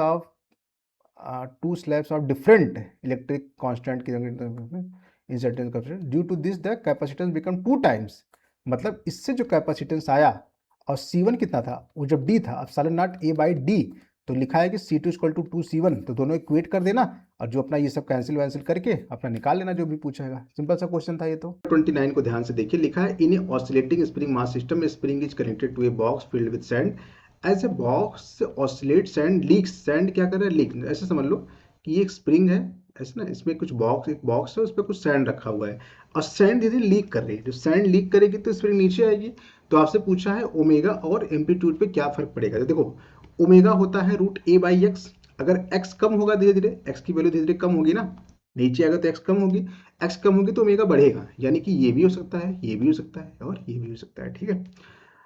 हालांकि इसमें एक चीज बताऊं आप लोग को, चलो भी बताता हूँ, कुछ देर बाद बताता हूँ, ठीक है। इस क्वेश्चन को कैसे कर सकते थे बिना कुछ जाने, और भी तरीके हैं। अच्छा, एम्पलीट्यूड कम होगा, नीचे आ रहा तो एम्पलीट्यूड कम होगा ना, तो यानी कि कौन सा ऑप्शन हो जाएगा यहाँ पे, ये बढ़ेगा और एम्पलीट्यूड कम होगा, तो ऐसा एक ही ऑप्शन है, तो सेकंड नंबर। इसको ऐसे क्वेश्चन को ना एक तरीका थोड़ा सा एलिमिनेशन मेथड लगा करो, अगर नहीं आ रहा है क्वेश्चन ना, तो एलिमिनेशन मेथड क्या होता है ध्यान से सुनिएगा। कैसे, मेरी बात सुनिए, जैसे यहाँ पे देखो 3 ऑप्शन में ये चीज है, 3 ऑप्शन में ये चीज है, हाँ, यानी कि तीनों में से कोई एक ऑप्शन होगा, ये तो बिल्कुल डिफरेंट है, ये गया। अब देखो ये 2 ऑप्शन में है, ये 2 में कॉमन है, ये 2 में कॉमन है, यानी कि इसमें कॉमन है, इसमें कॉमन है, तो यानी कि ये और ये सब में कॉमन आ रहा है, तो यानी कि ये ऑप्शन क्या हो जाएगा, सही हो जाएगा। कर लिया करो ऐसे 2-4 क्वेश्चन, ठीक है, जब नहीं आ रहा है बिल्कुल, आप कुछ भी नहीं समझ में आ रहा तो ऐसे कर लिया करो, क्लियर है। चलो नेक्स्ट क्वेश्चन तो बहुत सिंपल सा है, तो आप लोग कर ही लोगे, सरफेस टेंशन दिया है ना, एस ए इसके, ठीक है, ये एस सरफेस है, टी टाइम है, तो टाइम का आपको पता है टी होता है, तो टी की पावर एन, सरफेस टेंशन है ना, F/L होता है, तो F/L से मतलब कर लोगे ना, तो बहुत सिंपल सा क्वेश्चन है, कंपेयर करना है सारी चीजें, बच्चों वाले क्वेश्चन है ना, बिल्कुल कराया गया है सब चीजें। देख नेक्स्ट आ जाओ, ये बिल्कुल सिंपल सा है, वर्नियर है 10, है ना, तो इसमें देखो टोटल रीडिंग कैसे लेते हैं, तो n, ठीक है, मेन स्केल की reading plus n into least count, ठीक है, इंटू क्या करते हैं, अगर कुछ करेक्शन वरेक्शन है, ठीक है, तो उसमें माइनस पॉइंट कर देंगे, कितना हो रहा है 0.1 है ना, 0 है, कितना हो रहा है 0.1, तो 0.1 से क्या करेंगे, सब्ट्रैक्ट कर देंगे, इसको सॉल्व कर लेंगे। n कैसे निकालेंगे, n दिया हुआ है आपसे, n दिया है, मेन स्केल की रीडिंग कितना है 5, प्लस n की वैल्यू, वर्नियर की रीडिंग 8 है, प्लस लीस्ट काउंट, आपको पता है वर्नियर की लीस्ट काउंट निकाल भी सकते हो, है ना, ये 0.01 होगा, ठीक है, माइनस 0.1 कर देंगे, यही आपको क्या आ जाएगा, आंसर आ जाएगा। आप सोचेंगे सर लीस्ट काउंट कैसे निकाले हैं, तो निकाल सकते हो, लीस्ट काउंट क्या होता है, लीस्ट काउंट होता है एक मेन स्केल लिख लो, ठीक है, माइनस एक वर्नियर स्केल की रीडिंग लिख लो, मेन स्केल की रीडिंग कितना दिया है 0.1 दिया है, तो 0.1 लिख देंगे, माइनस वर्नियर की नहीं दिया है, तो वर्नियर कैसे निकालेंगे, तो ऐसे निकालेंगे, 10 वर्नियर किसके इक्वल है, 9 मेन स्केल के, ठीक है। तो एक वर्नियर 9/10 के, यानी कि 0.9 हो जाएगा। 0 पॉइंट क्या हो जाएगा, 9 हो जाएगा। 0 पॉइंट क्या हो जाएगा, 9 हो जाएगा, ठीक है। 0.9 हो जाएगा, ठीक है। 0.9 मेन स्केल हो जाएगा। तो 0.9 इंटू मेन स्केल की कितनी थी, 0.1 से मल्टीप्लाई कर देंगे, 0.09 हो जाएगा। तो ये 0.09 हो जाएगा। इसको सब्सट्रैक्ट कर देंगे, कितना आ जाएगा, 0.01 आ जाएगा। यही आपका लीस्ट काउंट हो जाएगा। बस सिंपल सा क्वेश्चन था, कर लेना। नेक्स्ट आ जाइए, है ना, ये भी सिंपल सा क्वेश्चन है। म्यूचुअल टू क्या होता है, देखो लिखाया गया, म्यूचुअल टू क्या होता है, tan IP। म्यूचुअल टू क्या होता है, tan थीटा। और रिफ्रैक्टिव इंडेक्स कितना दिया है, 1.73 equal to tan theta. tan कितने की वैल्यू 1.73 होता है बताओ, tan 60 की डिग्री होती है, निकाल लेना। √3/2 होता है tan 60, सॉरी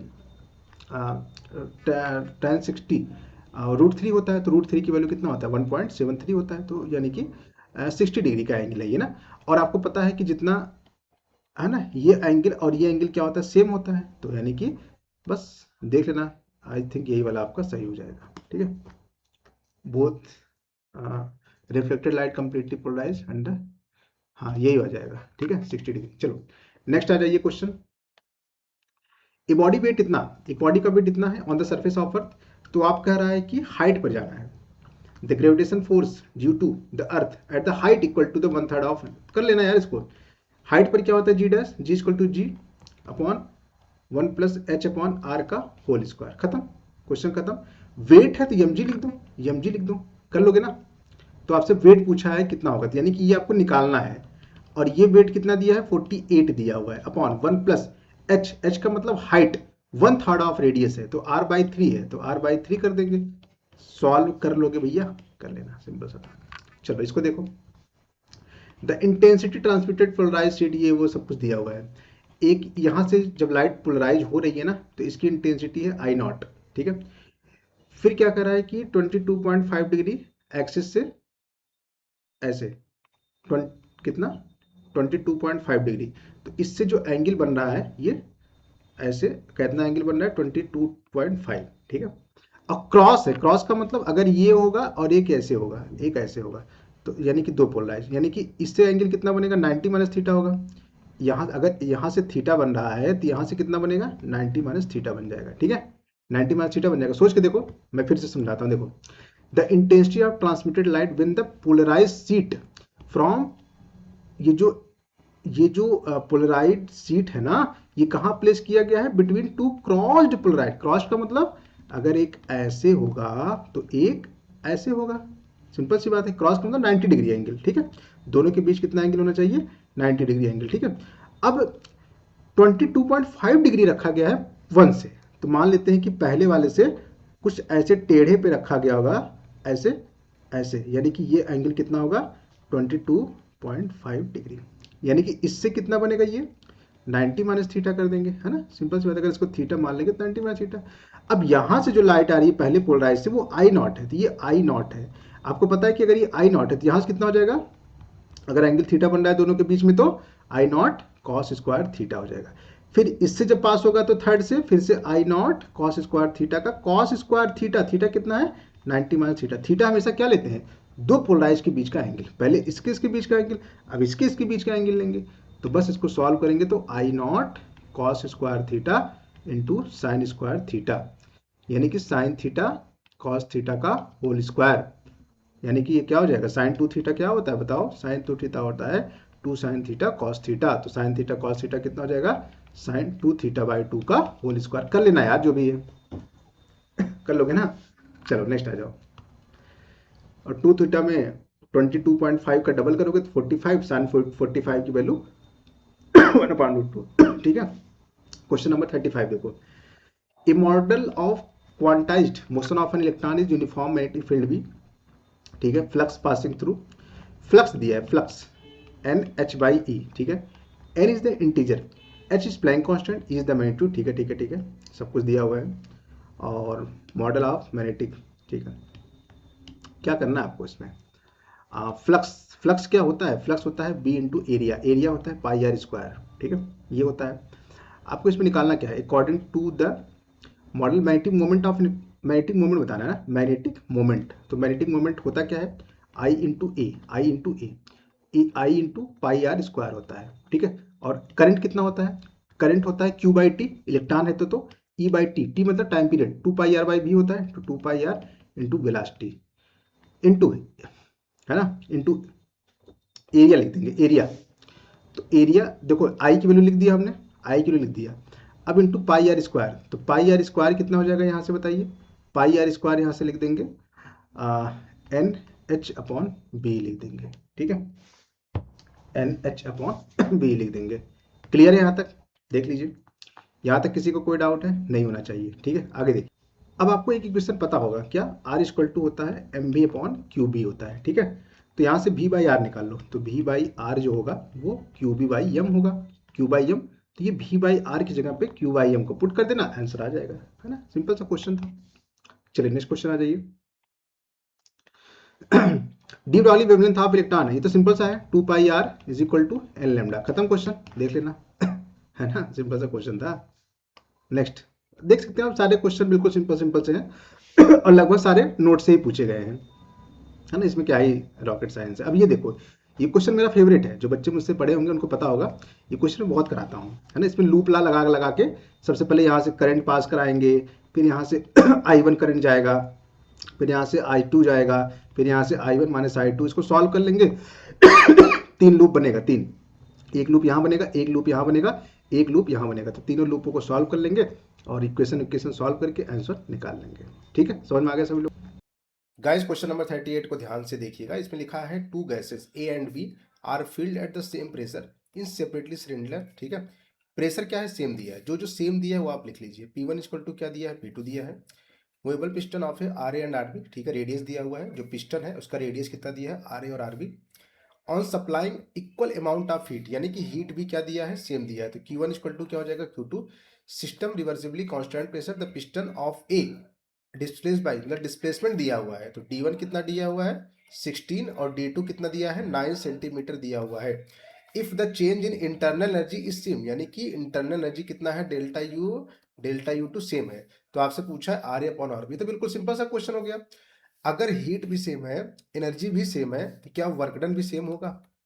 आप बोलोगे सर कैसे, डेल्टा यू होता है क्या, क्यू माइनस डब्ल्यू। अब सोचो, आपको सोचो, जब सब कुछ सेम सेम है तो वर्क डन भी क्या होगा, सेम होगा। अब वर्क डन होता है पी डेल्टा वी, प्रेशर तो सेम है, और डेल्टा वी का मतलब वॉल्यूम, वॉल्यूम होता है एरिया इंटू डिस्प्लेसमेंट, और एरिया कितना लिखेंगे, पाई आर 1 स्क्वायर D1, सही है, equal to P pi R2 square into D2। अब देखो यहाँ पे आपको रेडियस दिया हुआ है, R1 R2 दिया हुआ है, तो क्या, अच्छा नहीं, डिस्प्लेसमेंट दिया हुआ है, सॉरी, डिस्प्लेसमेंट दिया हुआ है D1 D2, क्या आप R1 अपॉन R2 निकाल लोगे, बिल्कुल यहाँ से आंसर आ जाएगा, सिंपल क्वेश्चन था। नेक्स्ट क्वेश्चन देखो, बिल्कुल डायरेक्ट है। इसको कैसे करेंगे, देखो, a uniformly rod of 20 kg length 5 metre leans against smooth vertical wall, एक वर्टिकल ऐसे वॉल है, ठीक है, इस पर एक 5 मीटर लेंथ का रॉड है, ठीक है, इस तरह से, और ये 60 डिग्री बना रहा है वर्टिकल से, यानी कि 60 डिग्री ये एंगल है, ध्यान रखिएगा। इसका वेट किधर लगेगा, नीचे, यहाँ mg लगेगा, ठीक है। फ्रिक्शन, अगर देखो यहाँ पे फ्रिक्शन लगेगा, तो फ्रिक्शन का अगर ये इधर खिसकना चाहेगा तो फ्रिक्शन इधर लगेगा पीछे साइड, ठीक है। ये 60 है तो ये कितना होगा, 30 होगा, ठीक है। The friction force that the floor exert on the rod, तो फ्लोर मतलब ये जो फ्लोर है और ये जो रॉड है उनके बीच फ्रिक्शन कितना होगा, यही आपको बताना है। क्या यहाँ पर एक नॉर्मल फोर्स N2 लगेगा, हाँ ठीक है, यहाँ पे एक नॉर्मल लगेगा N1, ठीक है। अब ऐसे में क्या करते हैं, मैंने आपको बताया था, इस पर टॉर्क बैलेंस करते हैं, फोर्स बैलेंस करते हैं, सिंपल सा क्वेश्चन होता है, ठीक है, इस तरह का मैंने कराया हुआ है, इससे हार्ड कराया हुआ है। अब देखो ये जो ऊपर नीचे का फोर्स क्या होगा, देखो ऊपर लग रहा है N2, नीचे लग रहा है mg, तो ये N2 इक्वल टू कितना हो जाएगा, mg हो जाएगा, सही लिखा है इतना, ठीक है। अब आगे देखिएगा, अब हम टॉर्क बैलेंस करेंगे, ठीक है, टॉर्क बैलेंस करेंगे N1 के, इसके रिस्पेक्ट में करेंगे। सर इसके रिस्पेक्ट में क्यों करेंगे, जिसके अबाउट टॉर्क को हम बैलेंस करते हैं वहां के जितने भी फोर्स होते हैं उनका टॉर्क 0 हो जाता है। खुद सोचो, इसके यहाँ पे अगर आप टॉर्क लेंगे, यहाँ से अगर इसके रिस्पेक्ट में टॉर्क बैलेंस करेंगे तो N1 तो यहीं पे लग रहा है ना, तो डिस्टेंस तो कुछ है नहीं, क्योंकि टॉर्क होता है force into perpendicular distance force into perpendicular distance, तो यहाँ डिस्टेंस ही नहीं है तो 0 हो जाएगा।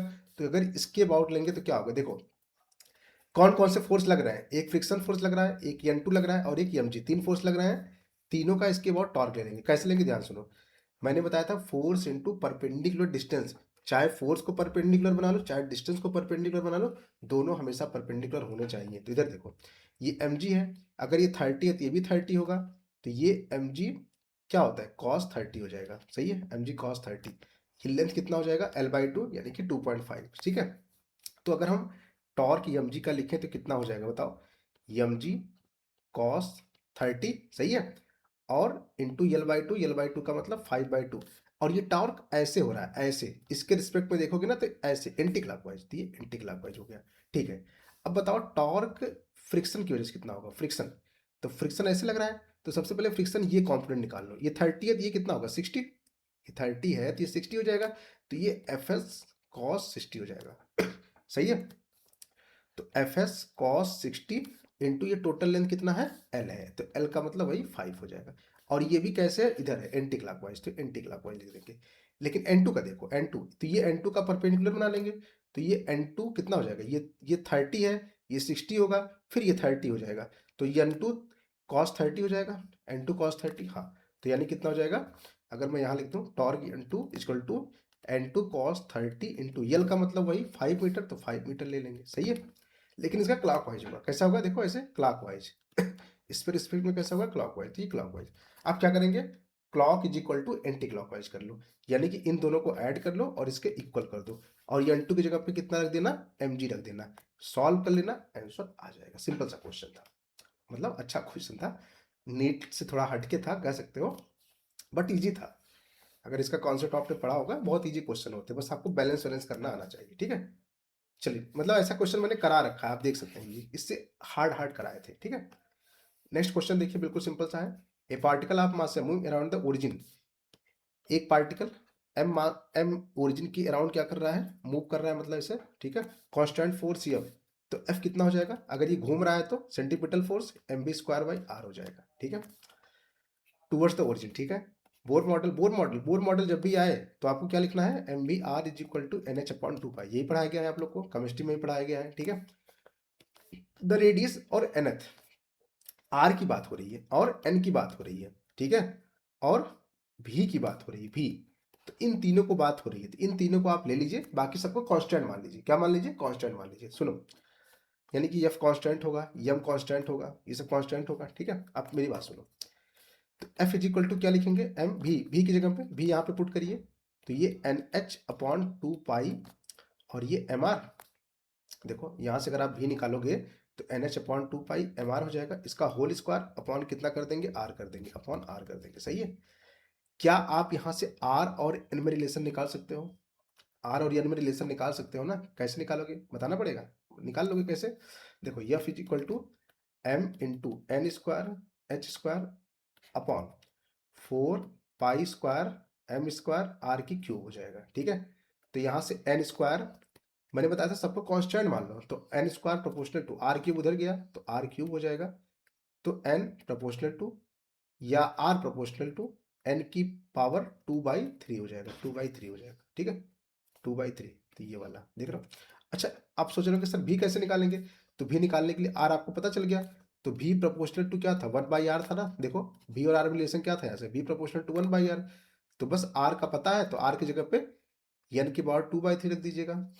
नहीं, एक n और है ना, एक n और था, v प्रोपोर्शनल टू n अपॉन r था, तो v प्रोपोर्शनल टू n अपॉन r प्रोपोर्शनल किसके था, n की पावर 2/3 था, 2/3 ऊपर गया तो ये 1/3 आ जाएगा, है ना, तो ये 1/3 आ जाएगा।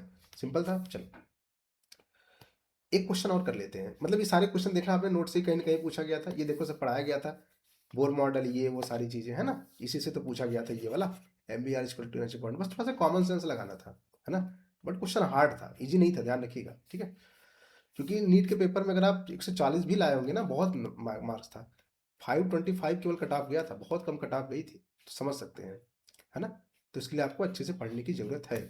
ये क्वेश्चन देखो, 2 cities x and y, 2 city है x और y, इससे करेक्ट है। ठीक है, रेगुलर बस जा रही है, लिविंग आइदर डायरेक्शन एवरी, मतलब किसी भी डायरेक्शन में जा रही है, एवरी टीम नेट, है ना, हर टीम नेट पर एक एक बस निकल रही है।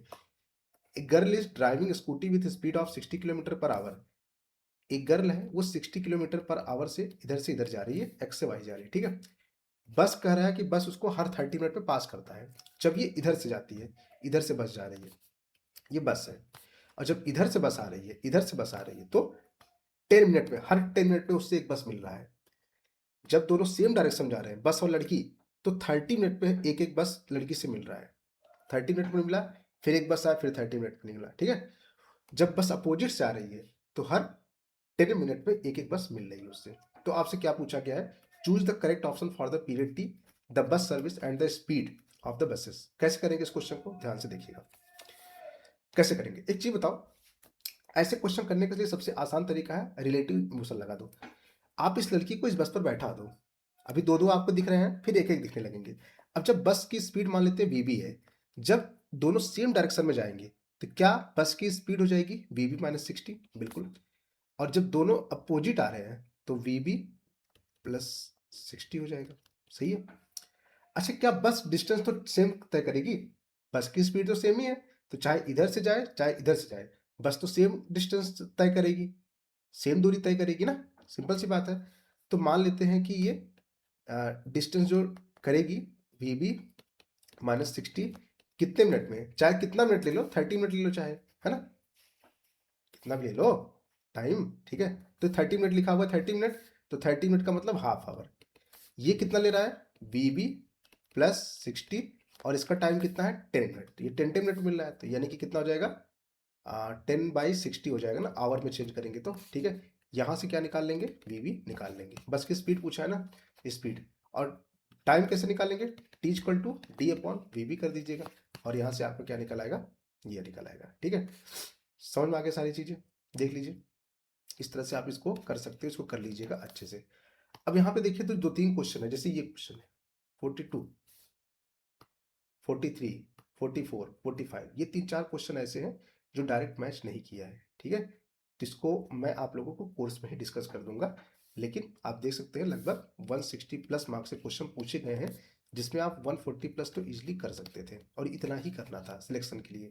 जो 120 भी किया था लास्ट ईयर, उसका सिलेक्शन हो गया था, ध्यान रखिएगा। तो इस बार आपको इस तरह से पढ़ाया जाएगा, पेपर कैसा भी आ जाए आप इजीली उसको हैंडल कर सको, ठीक है। अब चलो हम केमिस्ट्री का प्रूफ वीडियो यहाँ से देख लेते हैं, क्लियर। सो गाइस चलिए हम लोग यहाँ पर एक एक क्वेश्चन का प्रूफ देख लेते हैं। जैसा कि आप यहाँ पे देख सकते हो, जो आपका नीट 2025 का पेपर हुआ था, उसमें जो केमिस्ट्री पोर्शन था, एक तरफ मैंने उस क्वेश्चन का स्क्रीनशॉट ले रखा है, टोटल 45 क्वेश्चन था, और एक तरफ मैं आपको जो नोट्स प्रोवाइड किया था लास्ट ईयर 2025 बैच वालों के लिए। देखो ये जो वीडियो बन रहा है ये मेरे स्टूडेंट के लिए नहीं है, जो मुझसे पढ़े हैं उनके पास ये पीडीएफ है, उनको सारी बातें पता है।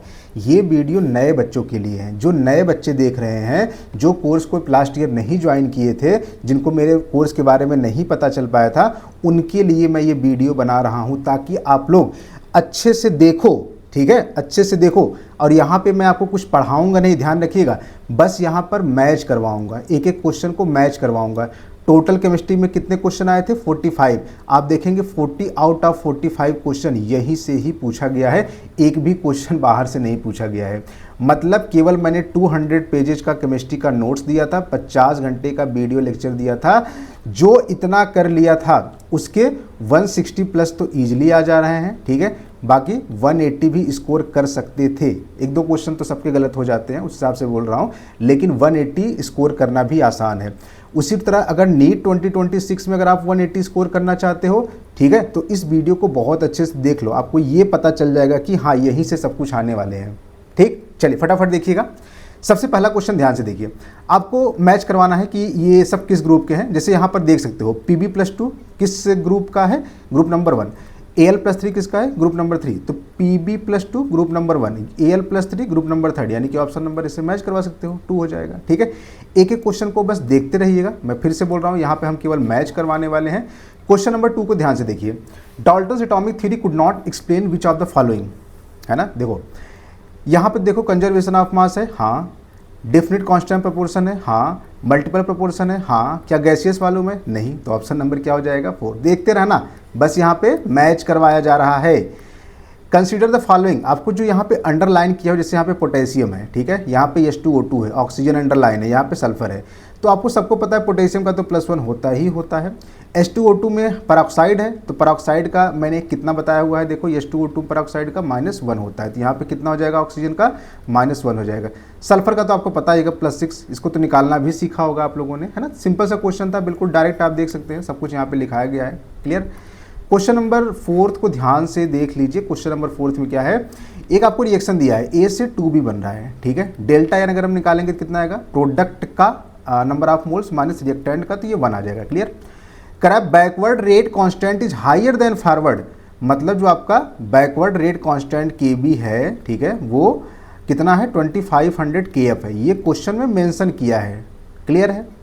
आपसे पूछा Kp कितना होगा, तो देखो Kp कैसे निकालेंगे। सबसे पहले ये देखो, मैंने 2 फॉर्मूले आपको बता रखे थे, ये Kc वाला और ये Kp वाला, बस इन्हीं दोनों को यूज करना था आपका क्वेश्चन सॉल्व। कैसे सर, देखो Kc कैसे निकालेंगे, Kf अपॉन Kb, तो Kf अपॉन Kb कितना हो जाएगा 2500 Kf हो जाएगा। यहाँ से Kc निकल आया, आपको निकालना है Kp, तो Kp कैसे निकालेंगे भाई साहब, Kp इक्वल टू यहाँ से Kc आपने निकाल लिया, इसको पुट करिए। R की वैल्यू कितना दिया है 0.083, तो 0.083 हो गया। टेम्परेचर कितना है 1000 हो गया, तो 1000 लिख देंगे, और डेल्टा एन की वैल्यू कितना था यहाँ से 1 था। इसको सॉल्व कर लेंगे, आंसर आपका आ गया। कितना सिंपल सा, देख रहे हो, डायरेक्ट क्वेश्चन था, बिल्कुल। चलो अच्छा, हाँ, इसके अलावा मैंने बहुत सारे क्वेश्चन भी करा रखे थे, मैं यहाँ पे क्वेश्चन का स्क्रीनशॉट नहीं लिया, केवल थ्योरी का ही दिखा रहा हूँ, ध्यान रखिएगा।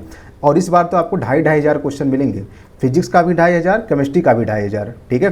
फिजिक्स का आप सोच रहे होंगे सर फिजिक्स का भी प्रूफ वीडियो दे देते, ठीक है। फिजिक्स का प्रूफ वीडियो मैं आपको ऐप में डाल दूंगा, जब आप आकाश एकेडमी ऐप डाउनलोड करोगे ना, उस ऐप में मैं फिजिक्स का वीडियो अपलोड कर दूंगा, प्रूफ वीडियो, उसको देखिएगा, ठीक है। लेकिन इस बार का जो लेक्चर आएगा बिल्कुल फ्रेश आएगा, बिल्कुल जो नया पैटर्न है, नया पैटर्न क्या, मैं तो हमेशा ऐसे ही पढ़ाता हूँ, ठीक है। मुझे तो पता है पेपर हार्ड आए इजी आए फ़र्क नहीं पड़ता, सारे क्वेश्चन यहीं से आएंगे, बस ये गारंटी देता हूँ, क्लियर। चलिए क्वेश्चन नंबर 5 देखिए, ये काफ़ी अच्छा क्वेश्चन था, मतलब जिसको देखोगे ना, कोचिंग वाले अलग अलग तरीके से बहुत सारे करा रखे हैं, मैं आपको बिल्कुल सिंपल तरीका बताता हूँ। देखो अच्छा क्वेश्चन है ये। एमंग द गिवन, मतलब आपको यहाँ पे कुछ 2-3 यहाँ पे कंपाउंड दिए हुए हैं, आपसे पूछा CH bond dissociation energy, bond dissociation energy किसका सबसे ज़्यादा होगा। देखो एनर्जी सबसे ज़्यादा किसका होगा, जैसे मान लो दो लोगों के बीच में एक बॉन्ड बना है, ठीक है। अगर इन बॉन्ड को ब्रेक करने में आपको बहुत ज़्यादा, अगर ये बॉन्ड बहुत ज़्यादा स्ट्रांग होगा, अगर ये बॉन्ड बहुत ज़्यादा स्ट्रांग होगा, क्या इसको ब्रेक करने के लिए आपको बहुत ज़्यादा एनर्जी देनी पड़ेगी, सोचो। हाँ, यानी कि जितना स्ट्रांग बॉन्ड होगा उसका बॉन्ड डिसोसिएशन एनर्जी उतना ही ज़्यादा होगा। अब देखो यहाँ पे मैंने आपको एसिडिक स्ट्रेंथ बताया था, एसिडिक स्ट्रेंथ का मतलब होता है ईजिली रिमूव H+, जितना आसानी से H+ रिलीज हो जाए किसी कंपाउंड में, जैसे CH बॉन्ड है, जितने आसानी से ये CH बॉन्ड, ये CH बॉन्ड टूट जाए या हाइड्रोजन रिलीज हो जाए, उसकी एसिडिक स्ट्रेंथ उतनी ही ज़्यादा होती है। ये मैंने आपको पढ़ा रखा है, ठीक है। अब मेरी बात ध्यान से सुनना, एक चीज़ आपको और भी मैंने आपको GOC में पढ़ा रखा था कि एसिडिक स्ट्रेंथ देखने के लिए क्या करते हैं, सबसे पहले आप हाइड्रोजन को निकालो, तो यहाँ पे जो कार्बन नियान बनता है उसकी स्टेबिलिटी देखते हैं। कार्बन नियान जितना स्टेबल बनता है उतना ही H को निकालना आसान होता है। फिर से बोल रहा हूँ, यहाँ पे कॉन्सेप्ट नहीं समझा रहा हूँ, बस आपको मैं फटाफट बता, ये क्वेश्चन काफ़ी अच्छा था, मैं इसका दे रहा था, लोगों ने फ्री रेडिकल से कोई कुछ भी आंसर दे रहा है, लेकिन सबसे आसान यही है तरीका जो मैं बता रहा हूँ, ठीक है। जैसे ये देखो, यहाँ पे जब आप इस CH बॉन्ड को ब्रेक करोगे तो यहाँ पे निगेटिव आएगा, यानी कि डबल बॉन्ड पर निगेटिव आ रहा है। यहाँ पे क्या आ रहा है, ट्रिपल बॉन्ड पर निगेटिव आ रहा है। यहाँ देखो क्या आ रहा है, निगेटिव यहाँ पर आ रहा है। लेकिन क्या ये कार्बन नियान जो निगेटिव वाला है ये सबसे ज़्यादा स्टेबल है? हाँ। क्यों सर स्टेबल है? क्योंकि यहाँ पे देखो डबल बॉन्ड है, डबल बॉन्ड से क्या कर रहा है, रेजोनेंस कर रहा है, अल्टरनेट है, कॉन्जुगेशन में है, यानी कि ये सबसे ज़्यादा स्टेबल होगा। स्टेबल, अगर ये स्टेबल होगा यानी कि इस CH बॉन्ड को निकालना सबसे आसान होगा, क्योंकि इसका कार्बन नियान सबसे ज़्यादा स्टेबल बन रहा है। कार्बन नियान जो बन रहा है नेगेटिव चार्ज वाला सबसे ज़्यादा स्टेबल होगा, इसका मतलब इस CH बॉन्ड को निकालना बहुत आसान होगा, यानी कि इसको तोड़ने के लिए सबसे कम एनर्जी देनी पड़ेगी, यानी कि थर्ड को ब्रेक करने के लिए सबसे कम एनर्जी देनी पड़ेगी, ठीक है। अब देखो सेकेंड डबल बॉन्ड पर नेगेटिव चार्ज का मतलब बहुत ही लेस स्टेबल होगा, बहुत लेस स्टेबल, और थर्ड पे अगर नेगेटिव आ गया तो और कम स्टेबिलिटी हो जाएगी, यानी कि इसको ब्रेक करना सबसे मुश्किल होगा, यानी कि सेकंड, फर्स्ट और थर्ड आ जाएगा। समझ में आया? नहीं समझ में आया मुझे पता है, लेकिन ऐसे ही इस क्वेश्चन को करते तो बहुत आसान था। मैं इसलिए बता रहा हूँ, ये क्वेश्चन मैंने इसलिए एक्सप्लेन कर दिया क्योंकि मैं देख रहा था बहुत सारे लोग पता नहीं कौन कौन से तरीके अपना रखे हैं, बॉन्ड डिसोसिएशन एनर्जी, मतलब कुछ ऐसे फॉर्मूला, वो भी तरीका है, लेकिन सबसे आसान तरीका यही है ना। चलिए नेक्स्ट क्वेश्चन आ जाइए, अब फटाफट बस देखते जाइएगा, ठीक है, आपको बस देखना है। Does not decolourise bromine water, bromine water से कौन मतलब डीकलराइज नहीं करेगा, ये रिएक्शन नहीं देगा। देखो ब्रोमीन वाटर मैंने रिएक्शन करा रखा है, यहाँ देखो पाई बॉन्ड ब्रेक हुआ और यहाँ पे ये बन गया। बताओ किसमें पाई बॉन्ड नहीं है? सिंपल सी बात है, पहले ऑप्शन में पाई बॉन्ड नहीं है, इसका मतलब ये ब्रोमीन वाटर को डीकलराइज नहीं करेगा, इन रिएक्शन नहीं देगा। सिंपल सी बात है। नेक्स्ट क्वेश्चन आ जाइए, फटाफट देखते रहिएगा। ये देखो बिल्कुल एक लाइन का क्वेश्चन, बिल्कुल डायरेक्ट सब नोट से ही है। ये है यहाँ से CHO बन रहा है। देखो मैंने बताया था ये होगा कुछ भी होगा इस तरह से, डाइबाल से रिएक्शन करने पे हमेशा RCHO ही बनता है। और यही वाला एग्जांपल पूछा भी है, ये है यहाँ पे क्या आ गया, देखो CHO आ गया, तो डाइबाल, डाइबाल का मतलब वही एल्युमिनियम ये वाला, यानी कि ऑप्शन नंबर यहाँ पे क्या हो जाएगा 2। सिंपल सा क्वेश्चन था, देख रहे हो, देखते रहिएगा, सारा डायरेक्ट नोट से ही पूछा गया है। अब ये वाला क्वेश्चन देखो, जिगलर, देखो यहाँ पे मैंने लिखा है जिगलर कैटलिस्ट, जिगलर कैटलिस्ट क्या होता है, C2H5, यहाँ पे CH3 भी लिख सकते हो, कोई दिक्कत नहीं, कोई भी एल्किल लिख लो, C2H5 थ्राइस AlTlCl4, यानी कि ये वाला जिगलर होगा। देखो ये हो गया है ना। हाइबर भी लिखवाया था मैंने, सारा लिखवा रखा है मैंने, यहाँ पे 2 स्क्रीनशॉट लगा दिया है। यहाँ पे Fe हो जाएगा, वाकर PdCl2, यानी कि 1 2 3 4 हो जाएगा। क्या हो जाएगा 1 2 3 4 हो जाएगा। सिंपल सा, देख रहे हो क्या सारे क्वेश्चन डायरेक्ट नोट से पूछे गए हैं, देख लो सारा स्क्रीनशॉट लगा रखा है, ठीक है। सारे बच्चों को, लास्ट ईयर वालों को सबको पता होगा। और हाँ 2020, 21, 22, 23, 24, 25 लगातार 6 सालों से प्रूफ वीडियो दे रहा हूँ और हर बार ऐसा होता है। इस बार तो मैं गारंटी लेता हूँ 2026 में, इस बार बहुत मेहनत करने वाला हूँ आप लोग के साथ। इस बार तो बहुत सारे क्वेश्चन आपसे डायरेक्ट पूछे जाएंगे, देखिएगा, मतलब लगभग सारे तो इस साल भी पूछे गए हैं, लेकिन अगली बार और अच्छे से आएगा, ठीक है। हायर यील्ड ऑफ एनो ज़्यादा बनाना है, उसके लिए क्या करना पड़ेगा? देखो ये रिएक्शन है, यहाँ पे प्रोडक्ट को ज़्यादा बनाना है, प्रोडक्ट को ज़्यादा बनाना है, तो यानी कि रिएक्टेंट का कॉन्सेंट्रेशन बढ़ा दोगे तो प्रोडक्ट ज़्यादा बन जाएगा। कॉमन सेंस है ना। तो यानी कि यहाँ पे देखो, यहाँ पे सब लिखा है ऑन इंक्रीजिंग ए, देखो ये है ना, ए को इंक्रीज करोगे तो बी बनेगा, यानी कि N2 और O2 का कॉन्सेंट्रेशन बढ़ाओगे तो NO ज़्यादा बनेगा। सही है, तो यानी कि दोनों ऑप्शन सही होगा, ठीक। अब टेम्परेचर क्या होगा? देखो डेल्टा H यहाँ पे पॉजिटिव है, यानी कि ये इंडोथर्मिक होगा, और इंडोथर्मिक में आप लोग को बताया गया है कि यहाँ पे क्या होता है, फॉरवर्ड। रिएक्शन को कहाँ ले जाना है? फॉरवर्ड। सर हमको कैसे पता रिएक्शन फॉरवर्ड जाएगी? क्योंकि यहाँ पे NO का कॉन्सेंट्रेशन ज़्यादा बनाना है, यानी कि रिएक्शन फॉरवर्ड जाएगी, ऐसे जाएगी, NO की तरफ जाएगी, ठीक है। यानी कि यहाँ पे फॉरवर्ड रिएक्शन के लिए इंडोथर्मिक में टेम्परेचर को हाई रखना पड़ता है, यानी कि यहाँ पे हाई टेम्परेचर रखना पड़ेगा। तो ACD यहाँ पर ऑप्शन हो जाएगा, जैसा कि आप यहाँ पे देख सकते हो। क्वेश्चन नंबर 10 पर आ जाइए। आपसे पूछा which one of the following reaction does not belong Lassaigne test, ठीक है। अब ये टेस्ट कौन नहीं देगा? देखो यहाँ पे मैंने सारा लिखवा रखा है, बहुत अच्छे से मैंने पूरा एक्सपेरिमेंटल तरीके से पूरा समझा रखा है। तो यहाँ पे जो आपका हैलोजन हो गया, ठीक है, ये पूरा क्या है, हैलोजन है, यहाँ पे नाइट्रोजन है, ठीक है, और यहाँ देखो सल्फर है। तो ये तीनों इस टेस्ट को देते हैं। तो यहाँ पे देखो नाइट्रोजन है, सल्फर है, हैलोजन है ना, इस टेस्ट को देंगे। क्या कार्बन देगा है? नहीं देगा, तो यानी कि ऑप्शन नंबर 4। क्या डायरेक्ट नोट से था? देखते जाओ, 10 क्वेश्चन हो चुके हैं, 45 कराने हैं, देखते रहना। आपसे पूछा है कि इसमें कौन सा स्टेटमेंट असर्शन रीजन सही है, ठीक है। देखो ध्यान से, कराए की असर्शन पढ़ो। ये SN2 रिएक्शन देगा, बिल्कुल देगा। SN2 रिएक्शन में क्या होता है, एल्किल हैलाइड होता है ना, न्यूक्लियोफाइल आता है, ये Br निकल जाएगा, इस तरह से होता है, डायरेक्ट बता रहा हूँ, ठीक है। यानी कि SN2 तो देगा। अब देखो iodine is better leaving group because of large size. Iodine देखो यहाँ पे लिखाया गया है, लिविंग ग्रुप एबिलिटी का ऑर्डर लिखाया गया है, सबसे ज़्यादा आयोडीन का, Br का, Cl साइज ज़्यादा होता है, तो यहाँ पे आयोडीन का निकलना क्या होता है, आसान होता है। यानी कि दोनों सही है, और ये एक दूसरे का एक्सप्लेनेशन भी कर रहा है, क्योंकि ये एक ही दूसरे से रिलेटेड है ना। क्योंकि ये SN2 इसलिए अच्छा दे पा रहा है क्योंकि ये बेटर लिविंग ग्रुप है, यानी कि एक्सप्लेनेशन भी हो रहा है। तो ऑप्शन नंबर क्या हो जाएगा, 1 हो जाएगा। बिल्कुल सिंपल सा क्वेश्चन था, देख सकते हो। क्वेश्चन नंबर 12 पर आ जाइए। 12 आपसे पूछा मेजर प्रोडक्ट आपसे क्या बनेगा। देखो अब देखो ये क्वेश्चन मैंने ये करा रखा है, इसमें देखो HBr परऑक्साइड लिया गया है, H2O2। यहाँ भी देखो HBr बेंजोल परऑक्साइड, यहाँ भी HBr परऑक्साइड लिया गया है, यानी कि सेम रिएक्शन होगा। जैसे यहाँ पे देखो Br लग रहा था, वैसे इसमें क्या होगा, डबल बॉन्ड ब्रेक होगा, यहाँ पे क्या लग जाएगा, Br लग जाएगा। देखते रहिएगा।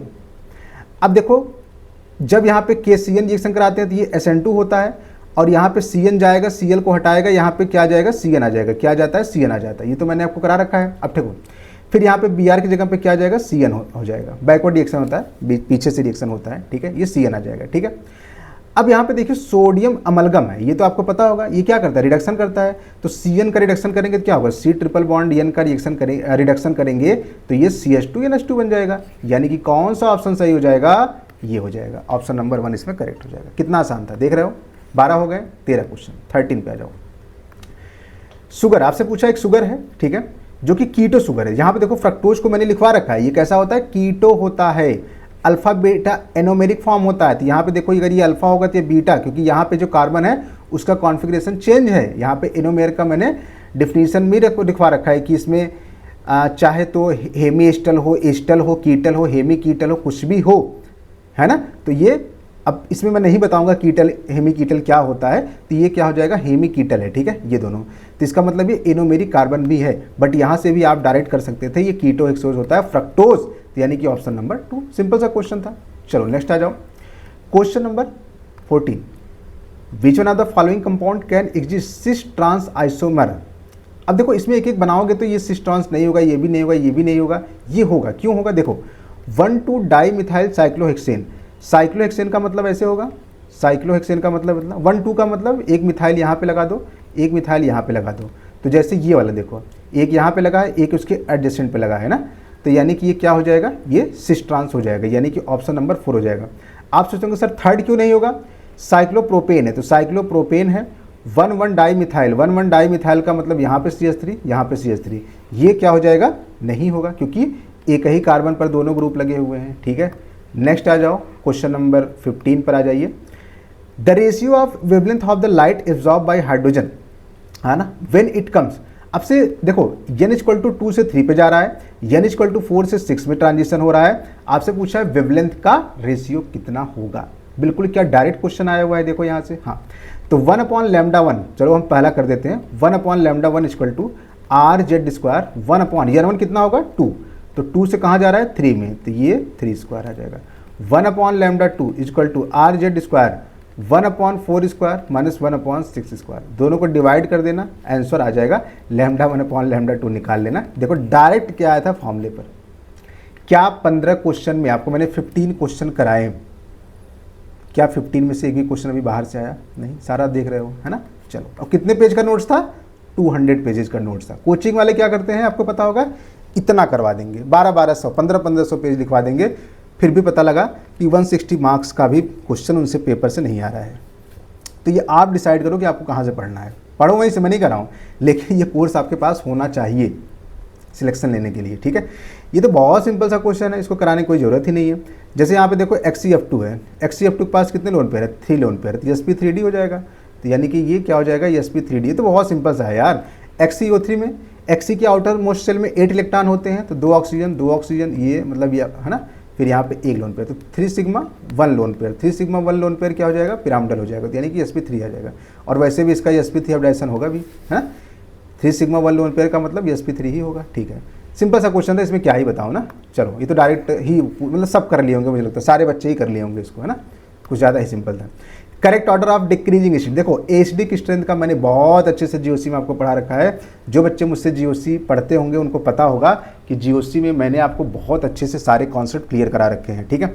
यहाँ पे आपको एचडी की स्ट्रेंथ, देखो जितने ज़्यादा CH3 होते हैं, मैंने बताया था CH3 क्या होता है, +I इफेक्ट लगाता है, और एचडी की स्ट्रेंथ में क्या होता है, -I देखते हैं। जितना ज़्यादा +I होगा उसका एचडी की स्ट्रेंथ उतना ही कम होगा, ठीक। तो देखो सबसे ज़्यादा CH3, देखो CH3 इसमें एक भी नहीं है, यानी कि ये सबसे ज़्यादा एचडी होगा। इसमें 1 है, यहाँ 2 है, यहाँ 3 है, यानी कि ये ऑर्डर बिल्कुल सही है, एचडी की स्ट्रेंथ का ऑर्डर बिल्कुल सही है, ठीक है। क्वेश्चन नंबर 18 पर आ जाइए। आपसे पूछा है how many product are expected from monochlorination of the, इसका आपको मोनोक्लोरिनेशन कराना है और बताना है कितने कंपाउंड बनेंगे। यहाँ पे देखो मैंने आपको मोनोक्लोरिनेशन का डायरेक्ट एक एग्जाम्पल करा रखा है, इसका देख रहे हो, बस यही यहाँ पर भी करना है। कैसे करेंगे, देखो इसमें आपको Cl लगाना है। एक बार आप CH3 की जगह पे यहाँ पे Cl लगा दो, यहाँ Cl लगा दो, ठीक है, एक Cl यहाँ लगा देंगे, ठीक। अगर आप CH3 में यहाँ पे Cl लगाते हैं तो यानी कि एक कायरल कार्बन आ जाएगा, यानी कि इससे कितने बनेंगे, 2 बनेंगे, ठीक है। एक बार आप यहाँ Cl लगा दो और यहाँ CH3 CH2 CH3, दूसरा बन गया, मतलब ये एक यहाँ से बनेगा, 2 यहाँ से बन गया, एक यहाँ से बन गया, ठीक है। अब क्या करेंगे, CH3 था, C था, CH3 था, यहाँ H था, एक बार Cl यहाँ लगा देंगे और जैसे ही Cl यहाँ पे लगाओगे यहाँ से 2 बनेगा, क्योंकि ये कायरल कार्बन हो जाएगा, क्योंकि कायरल का मतलब चारों ग्रुप डिफरेंट हो जाएंगे, एक ग्रुप ये, एक ये, एक ये, एक ये, ठीक है।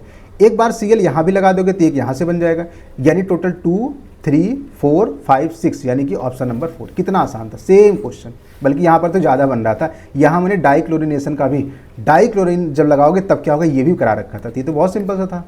लेकिन यहाँ पे आपको कायरल कार्बन देखना था, 2 जगह कायरल कार्बन है, ये ध्यान देना था, यही इंपॉर्टेंट था इस क्वेश्चन में। ठीक है, चलिए क्वेश्चन नंबर 19 डायरेक्ट देखो नोट से है।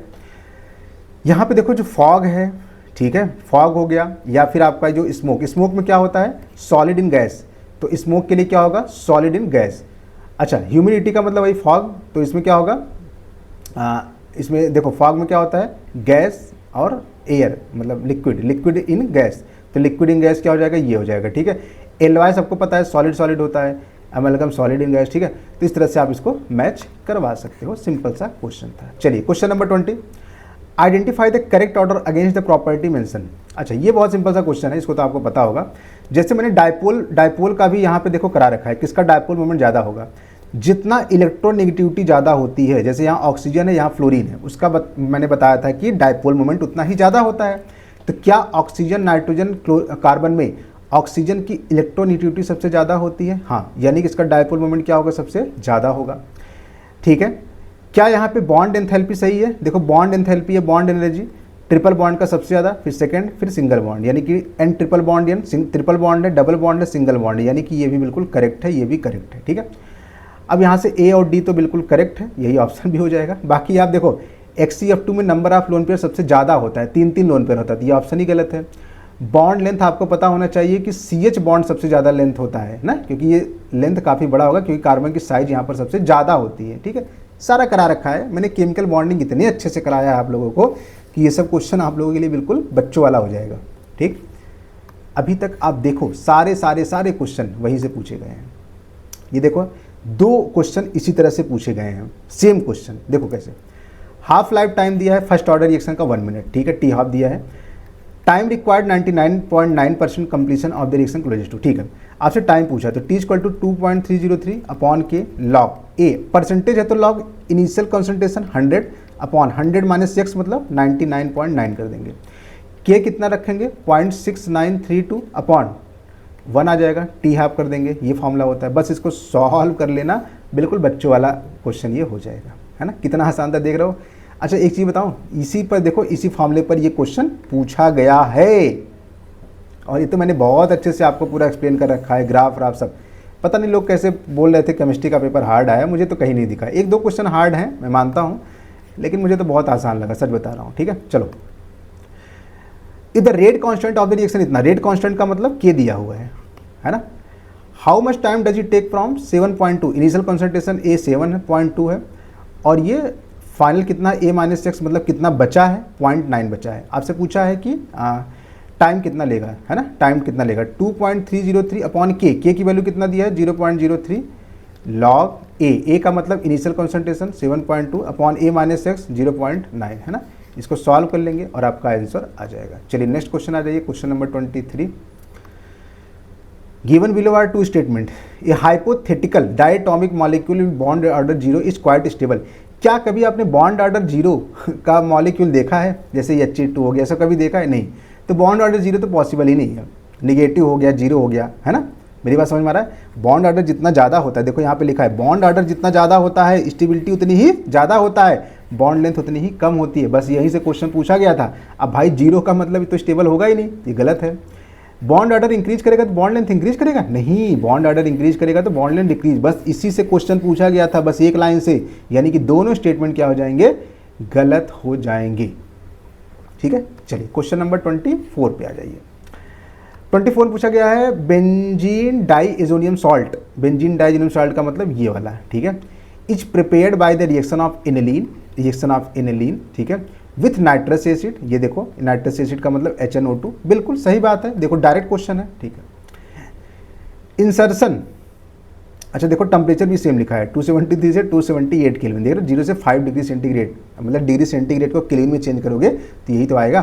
फिर देखो insertion of iodine into the benzene, अगर आपको आयोडीन को बेंजीन के ऊपर जोड़ना है तो उसके लिए hence iodobenzene is prepared through the reaction of benzo diazonium salt with KI। बिल्कुल, ये देखो बेंजीन डाइएजोनियम सॉल्ट KI और ये बन गया आयोडोबेंजीन, बिल्कुल सही है।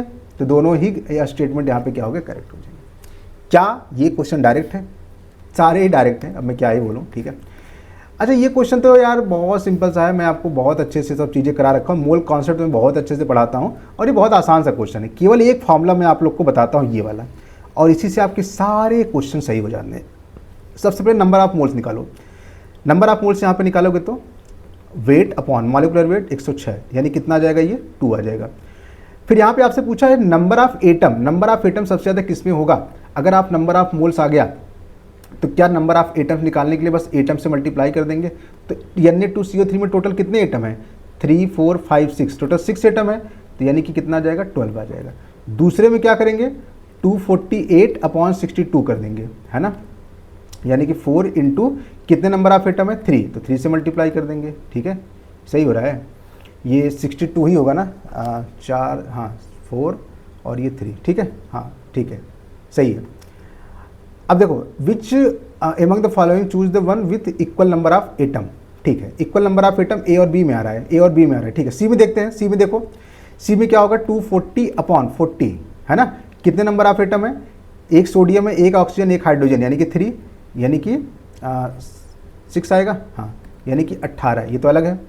डी में देखो कितना आ जाएगा, 12/2 कर देंगे, यानी कि 6, और 2 है तो 6 इंटू 2 12 कर देंगे, यानी कि इसमें 3 में आ रहा है ABD का मतलब ये वाला ऑप्शन नंबर 2।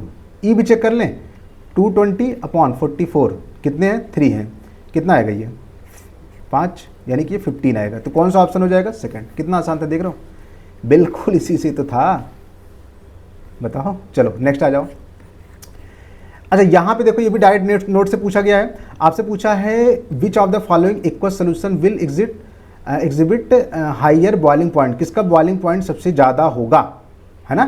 तो ये देखो, delta T B equal to क्या लिखवाया है, I into K B into molarity. अब यहाँ पे मोलरिटी, आप बोलो सर मोलरिटी दिया हुआ है, तो ऐसे केस में मोलरिटी और मोलरिटी को सेम मान लिया जाता है, ठीक है। चलो, अब देखो, यूरिया को डिसोसिएट नहीं किया जा सकता, तो आई की वैल्यू 1 होगा, इसको भी नहीं कर सकते तो आई इक्वल टू 1 होगा, इसको कर सकते हैं K प्लस NO3 माइनस में, तो यहाँ पे 2 हो जाएगा, यहाँ पे 3 हो जाएगा, 2 Na और 1 SO4 माइनस, यानी कि आई इक्वल टू 3 हो जाएगा। अब देखो, इसके लिए क्या लिखेंगे, यूरिया के लिए आई की वैल्यू 1, K भी तो कांस्टेंट है, रहने दीजिए, मोलरिटी कितना है 0.01 कर देंगे, है ना। दूसरे वाले कैसे करेंगे, 0.01 इंटू KB इंटू मोलरिटी कितना हो जाएगा, 2, मतलब ये 2 से मल्टीप्लाई कर देंगे आई, और ये मोलरिटी हो गया सारा ऐसे ना। अब ऐसे निकाल लेना किसका सबसे हाईएस्ट होगा, जिसका वैल्यू सबसे ज़्यादा होगा वही हाईएस्ट होगा। बिल्कुल डायरेक्ट क्वेश्चन पूछा गया है, देख सकते हो, मतलब सच में आसान था यार, मतलब मुझे लग रहा था कि हार्ड होगा, नहीं, ये क्वेश्चन अच्छा था, ये बिना पढ़े आप नहीं कर सकते थे, वो काफ़ी अच्छा क्वेश्चन है, मैं इसको अच्छा क्वेश्चन मानूंगा, मतलब सबसे अच्छा क्वेश्चन यही था जो मुझे पूरे केमिस्ट्री के पेपर में लगा, है ना। Total number of possible isomer both structure as well, आपको साइक्लिक ईथर बनाना है, किसका, C4H8O का। मैंने आपको C5H12O का साइक्लिक ईथर बनवा रखा है, ठीक है। आपको बताना C4H8O का कितने बनेंगे, देखो इसमें तो ईथर ही है, इसमें साइक्लिक आपसे पूछा गया, साइक्लिक वाला साथ मैंने स्क्रीनशॉट नहीं लगाया है, कोई दिक्कत नहीं। चलो कैसे बनाएंगे मैं आपको बना के दिखा दे रहा हूँ।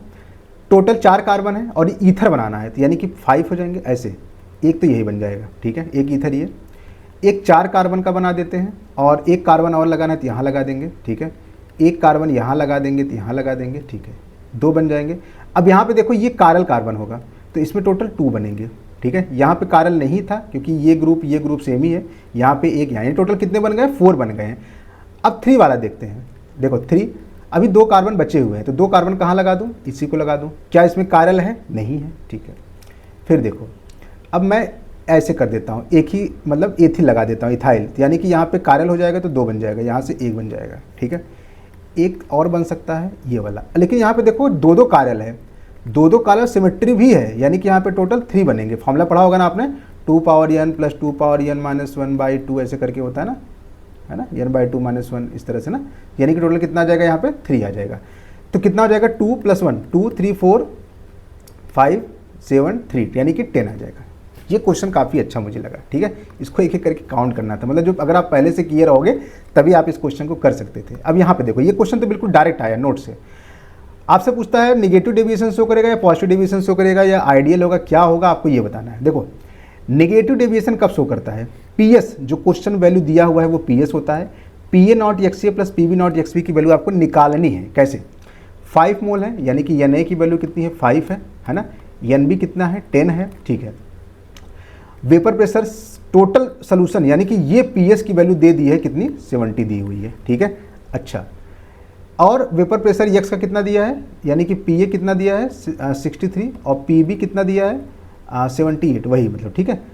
अब देखो PA, अब इसकी वैल्यू निकालो, PA0XA प्लस PB0XB। PA0 मतलब 63, XA कैसे निकालेंगे? XA number of moles of A upon इतना, ठीक है, प्लस PB0 कितना है? 78 है ना, इंटू XB कितना हो जाएगा? 10/10 प्लस 5 हो जाएगा। इसको सॉल्व कर लेना और इसको 70 से कंपेयर कर लेना। अब देखो कि 70 छोटा आएगा, इसकी वैल्यू ज़्यादा आएगी, है ना, ज़्यादा आएगी, तो यानी कि ये नेगेटिव डेविएशन शो करेगा। आप इसको चेक कर लीजिएगा। सिंपल था ये, इसको हार्ड मत मानना, ये बहुत सिंपल था, ठीक है।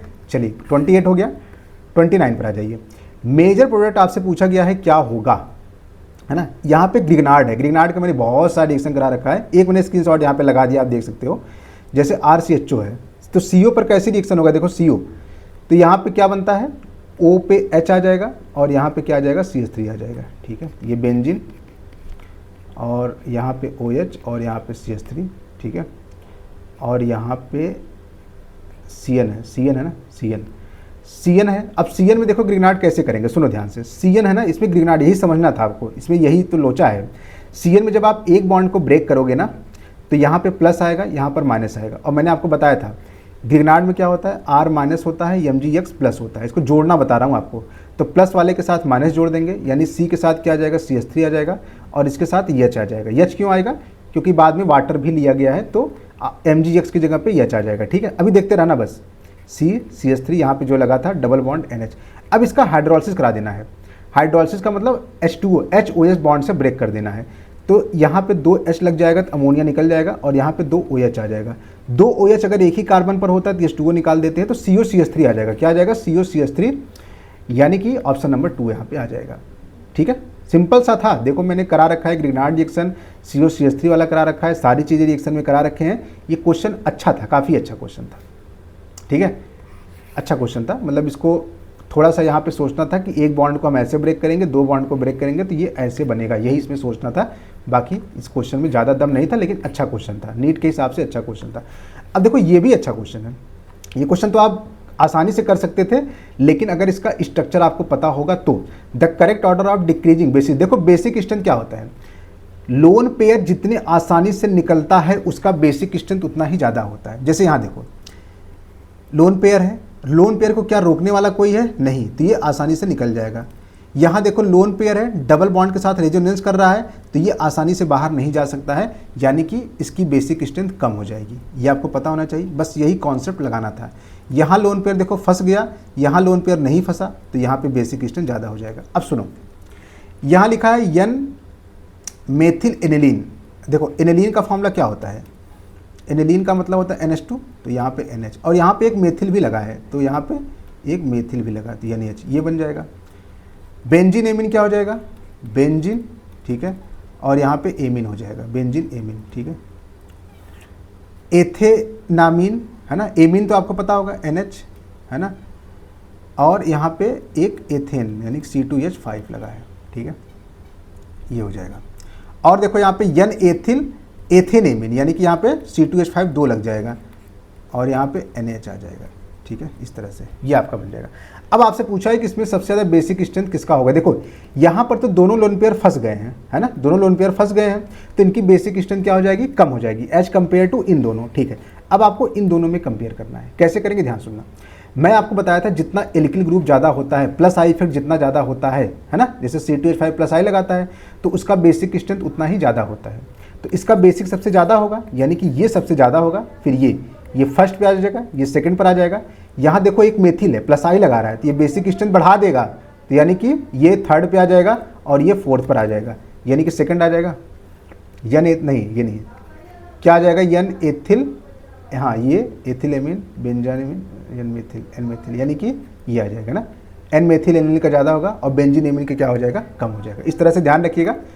नेक्स्ट आ जाइए क्वेश्चन नंबर 31। देखो डायरेक्ट ये भी आया है, कैसे? आपको एक रिएक्शन दिया हुआ है, डेल्टा H दिया हुआ है माइनस में, यानी कि ये कैसा रिएक्शन है?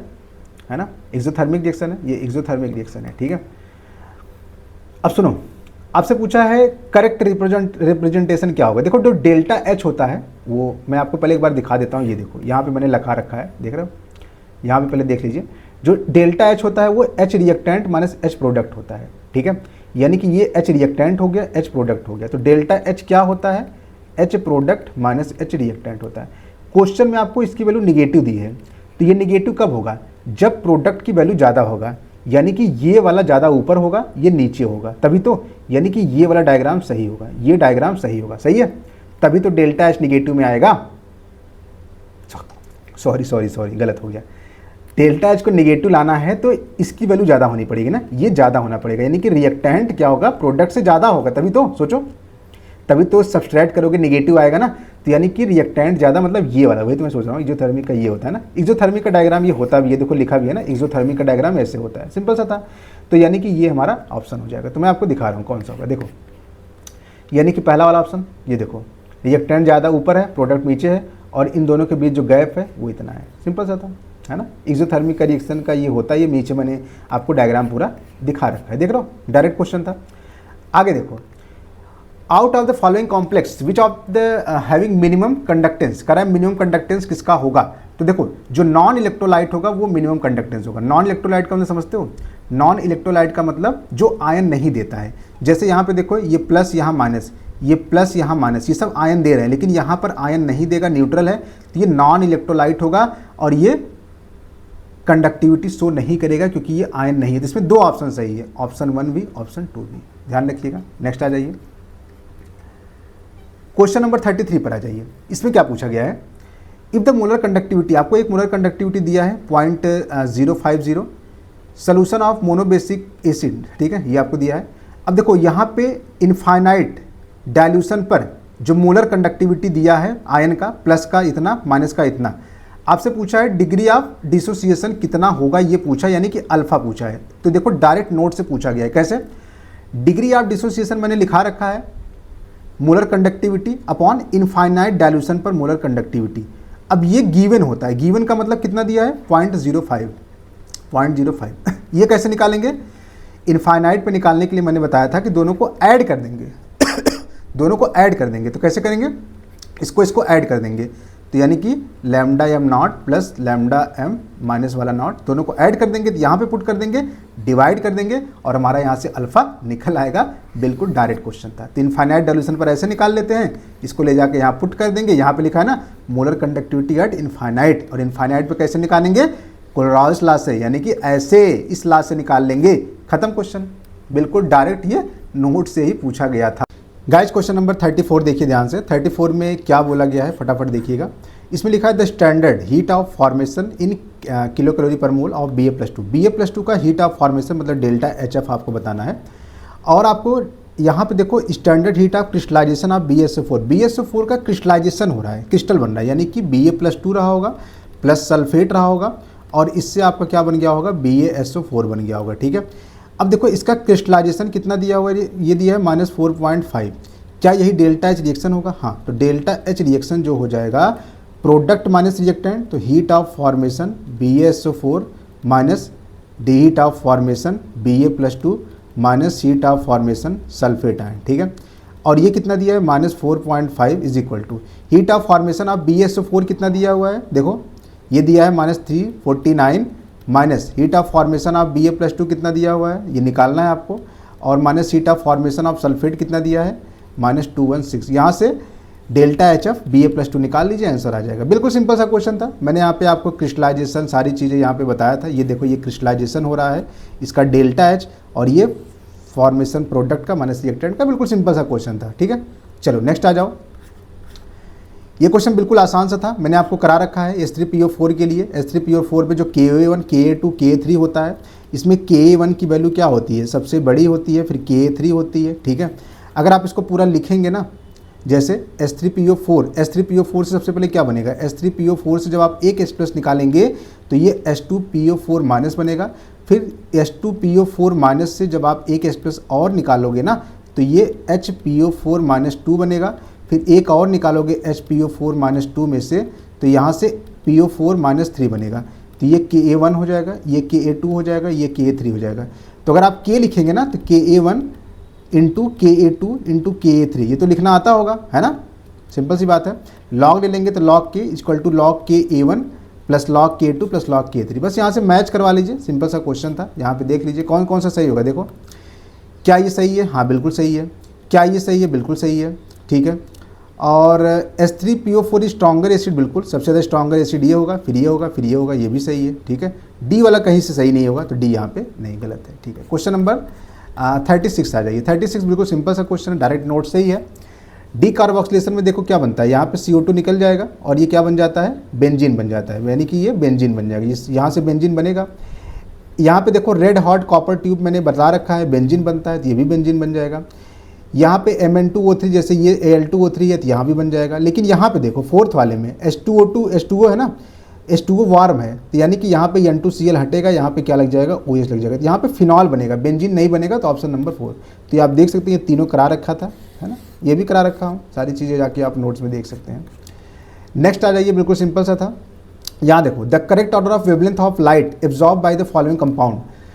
अब देखो यहाँ पे वेवलेंथ पूछा है। अब देखो crystal fluid splitting energy in presence of strong field ligand, अगर स्ट्रॉन्ग फील्ड लिगेंड अगर हाई है, अगर स्ट्रॉन्ग फील्ड लिगेंड हाई है, strong field splitting energy is high where as in presence of weak field ligand, यानी कि अगर strong field ligand होगा तो एनर्जी हाई होगी, तो वेवलेंथ क्या होगा, कम होगा, यानी कि जितना स्ट्रॉन्ग फील्ड लिगेंड होगा उसका वेवलेंथ उतना कम होगा, सिंपल सी बात है। अब बताओ, ऑर्डर आपको पता ही होगा, सब पढ़ाया गया है। Cn सबसे स्ट्रॉन्ग फील्ड लिगेंड इसमें है, तो Cn का वेवलेंथ सबसे कम हो जाएगा, तो यानी कि B सबसे कम हो जाएगा, ठीक है।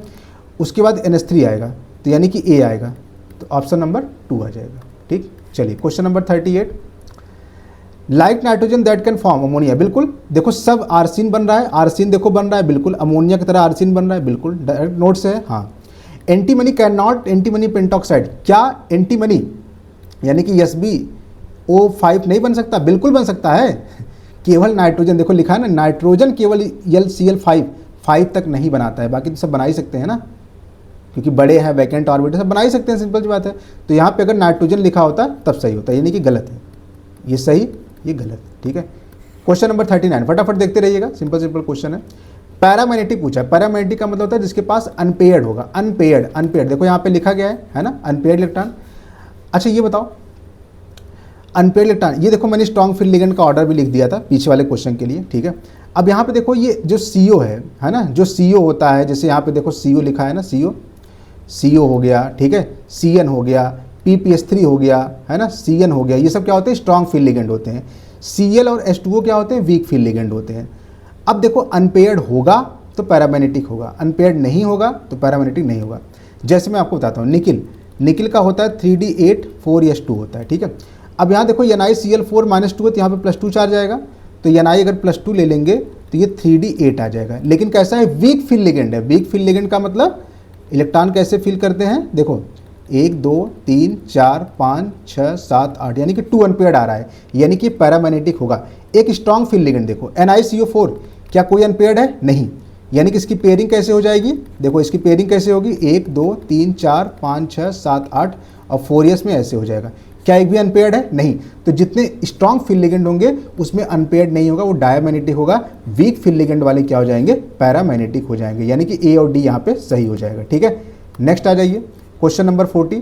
क्वेश्चन नंबर 40 में देखो यहाँ पे लिखा है पॉलिंग स्केल पर इलेक्ट्रोनेगेटिव वैल्यू NCl की सेम नहीं होती है। देखो लिखाया गया है पॉलिंग स्केल पे NCl की इलेक्ट्रोनेगेटिव कितनी होती है, 3 दोनों सेम होती है, तो ये ऑप्शन क्या हो जाएगा, गलत हो जाएगा। क्या सारे आइसो इलेक्ट्रॉनिक है, हाँ सबके पास देखो 18 इलेक्ट्रॉन है, 18 ये सही है। यहाँ पे देखो फर्स्ट आयनाइजेशन एनर्जी है ना, एंथैल्पी ऑफ NaMl, अच्छा इसको रुकिए, एटॉमिक रेडियस ऑफ CS, हाँ CS का सबसे ज़्यादा होता है, ठीक है। GA दैट है, अब देखो CS का मेल्टिंग पॉइंट लो होता है, नहीं, जितना बड़ा साइज उतना मेल्टिंग पॉइंट क्या होता है, कम होता है, ठीक है, ध्यान रखिएगा। और लेफ्ट टू राइट जाने पे फर्स्ट आयनाइजेशन एनर्जी क्या होती है, बढ़ती है, आयनाइजेशन एनर्जी बढ़ती है, तो यहाँ पे सोडियम का सबसे ज़्यादा होगा, यानी कि इसमें आपसे पूछा ट्रू क्या होगा, तो ये तो यहाँ पे देखो B हटा दो, A तो सही, A भी हटा दो, ये गलत है, तो A भी हटा दो, ठीक है। बचा CD और CE, तो C और C S has greater that, हाँ ये भी सही है, यानी कि सी और ई क्या हो जाएगा, सही हो जाएगा। तो यानी कि ऑप्शन नंबर 2 यहाँ पे करेक्ट हो जाएगा। सिंपल सा था। देखो आगे, अब ये क्वेश्चन कैसे करेंगे। 41 को ध्यान से देखिएगा।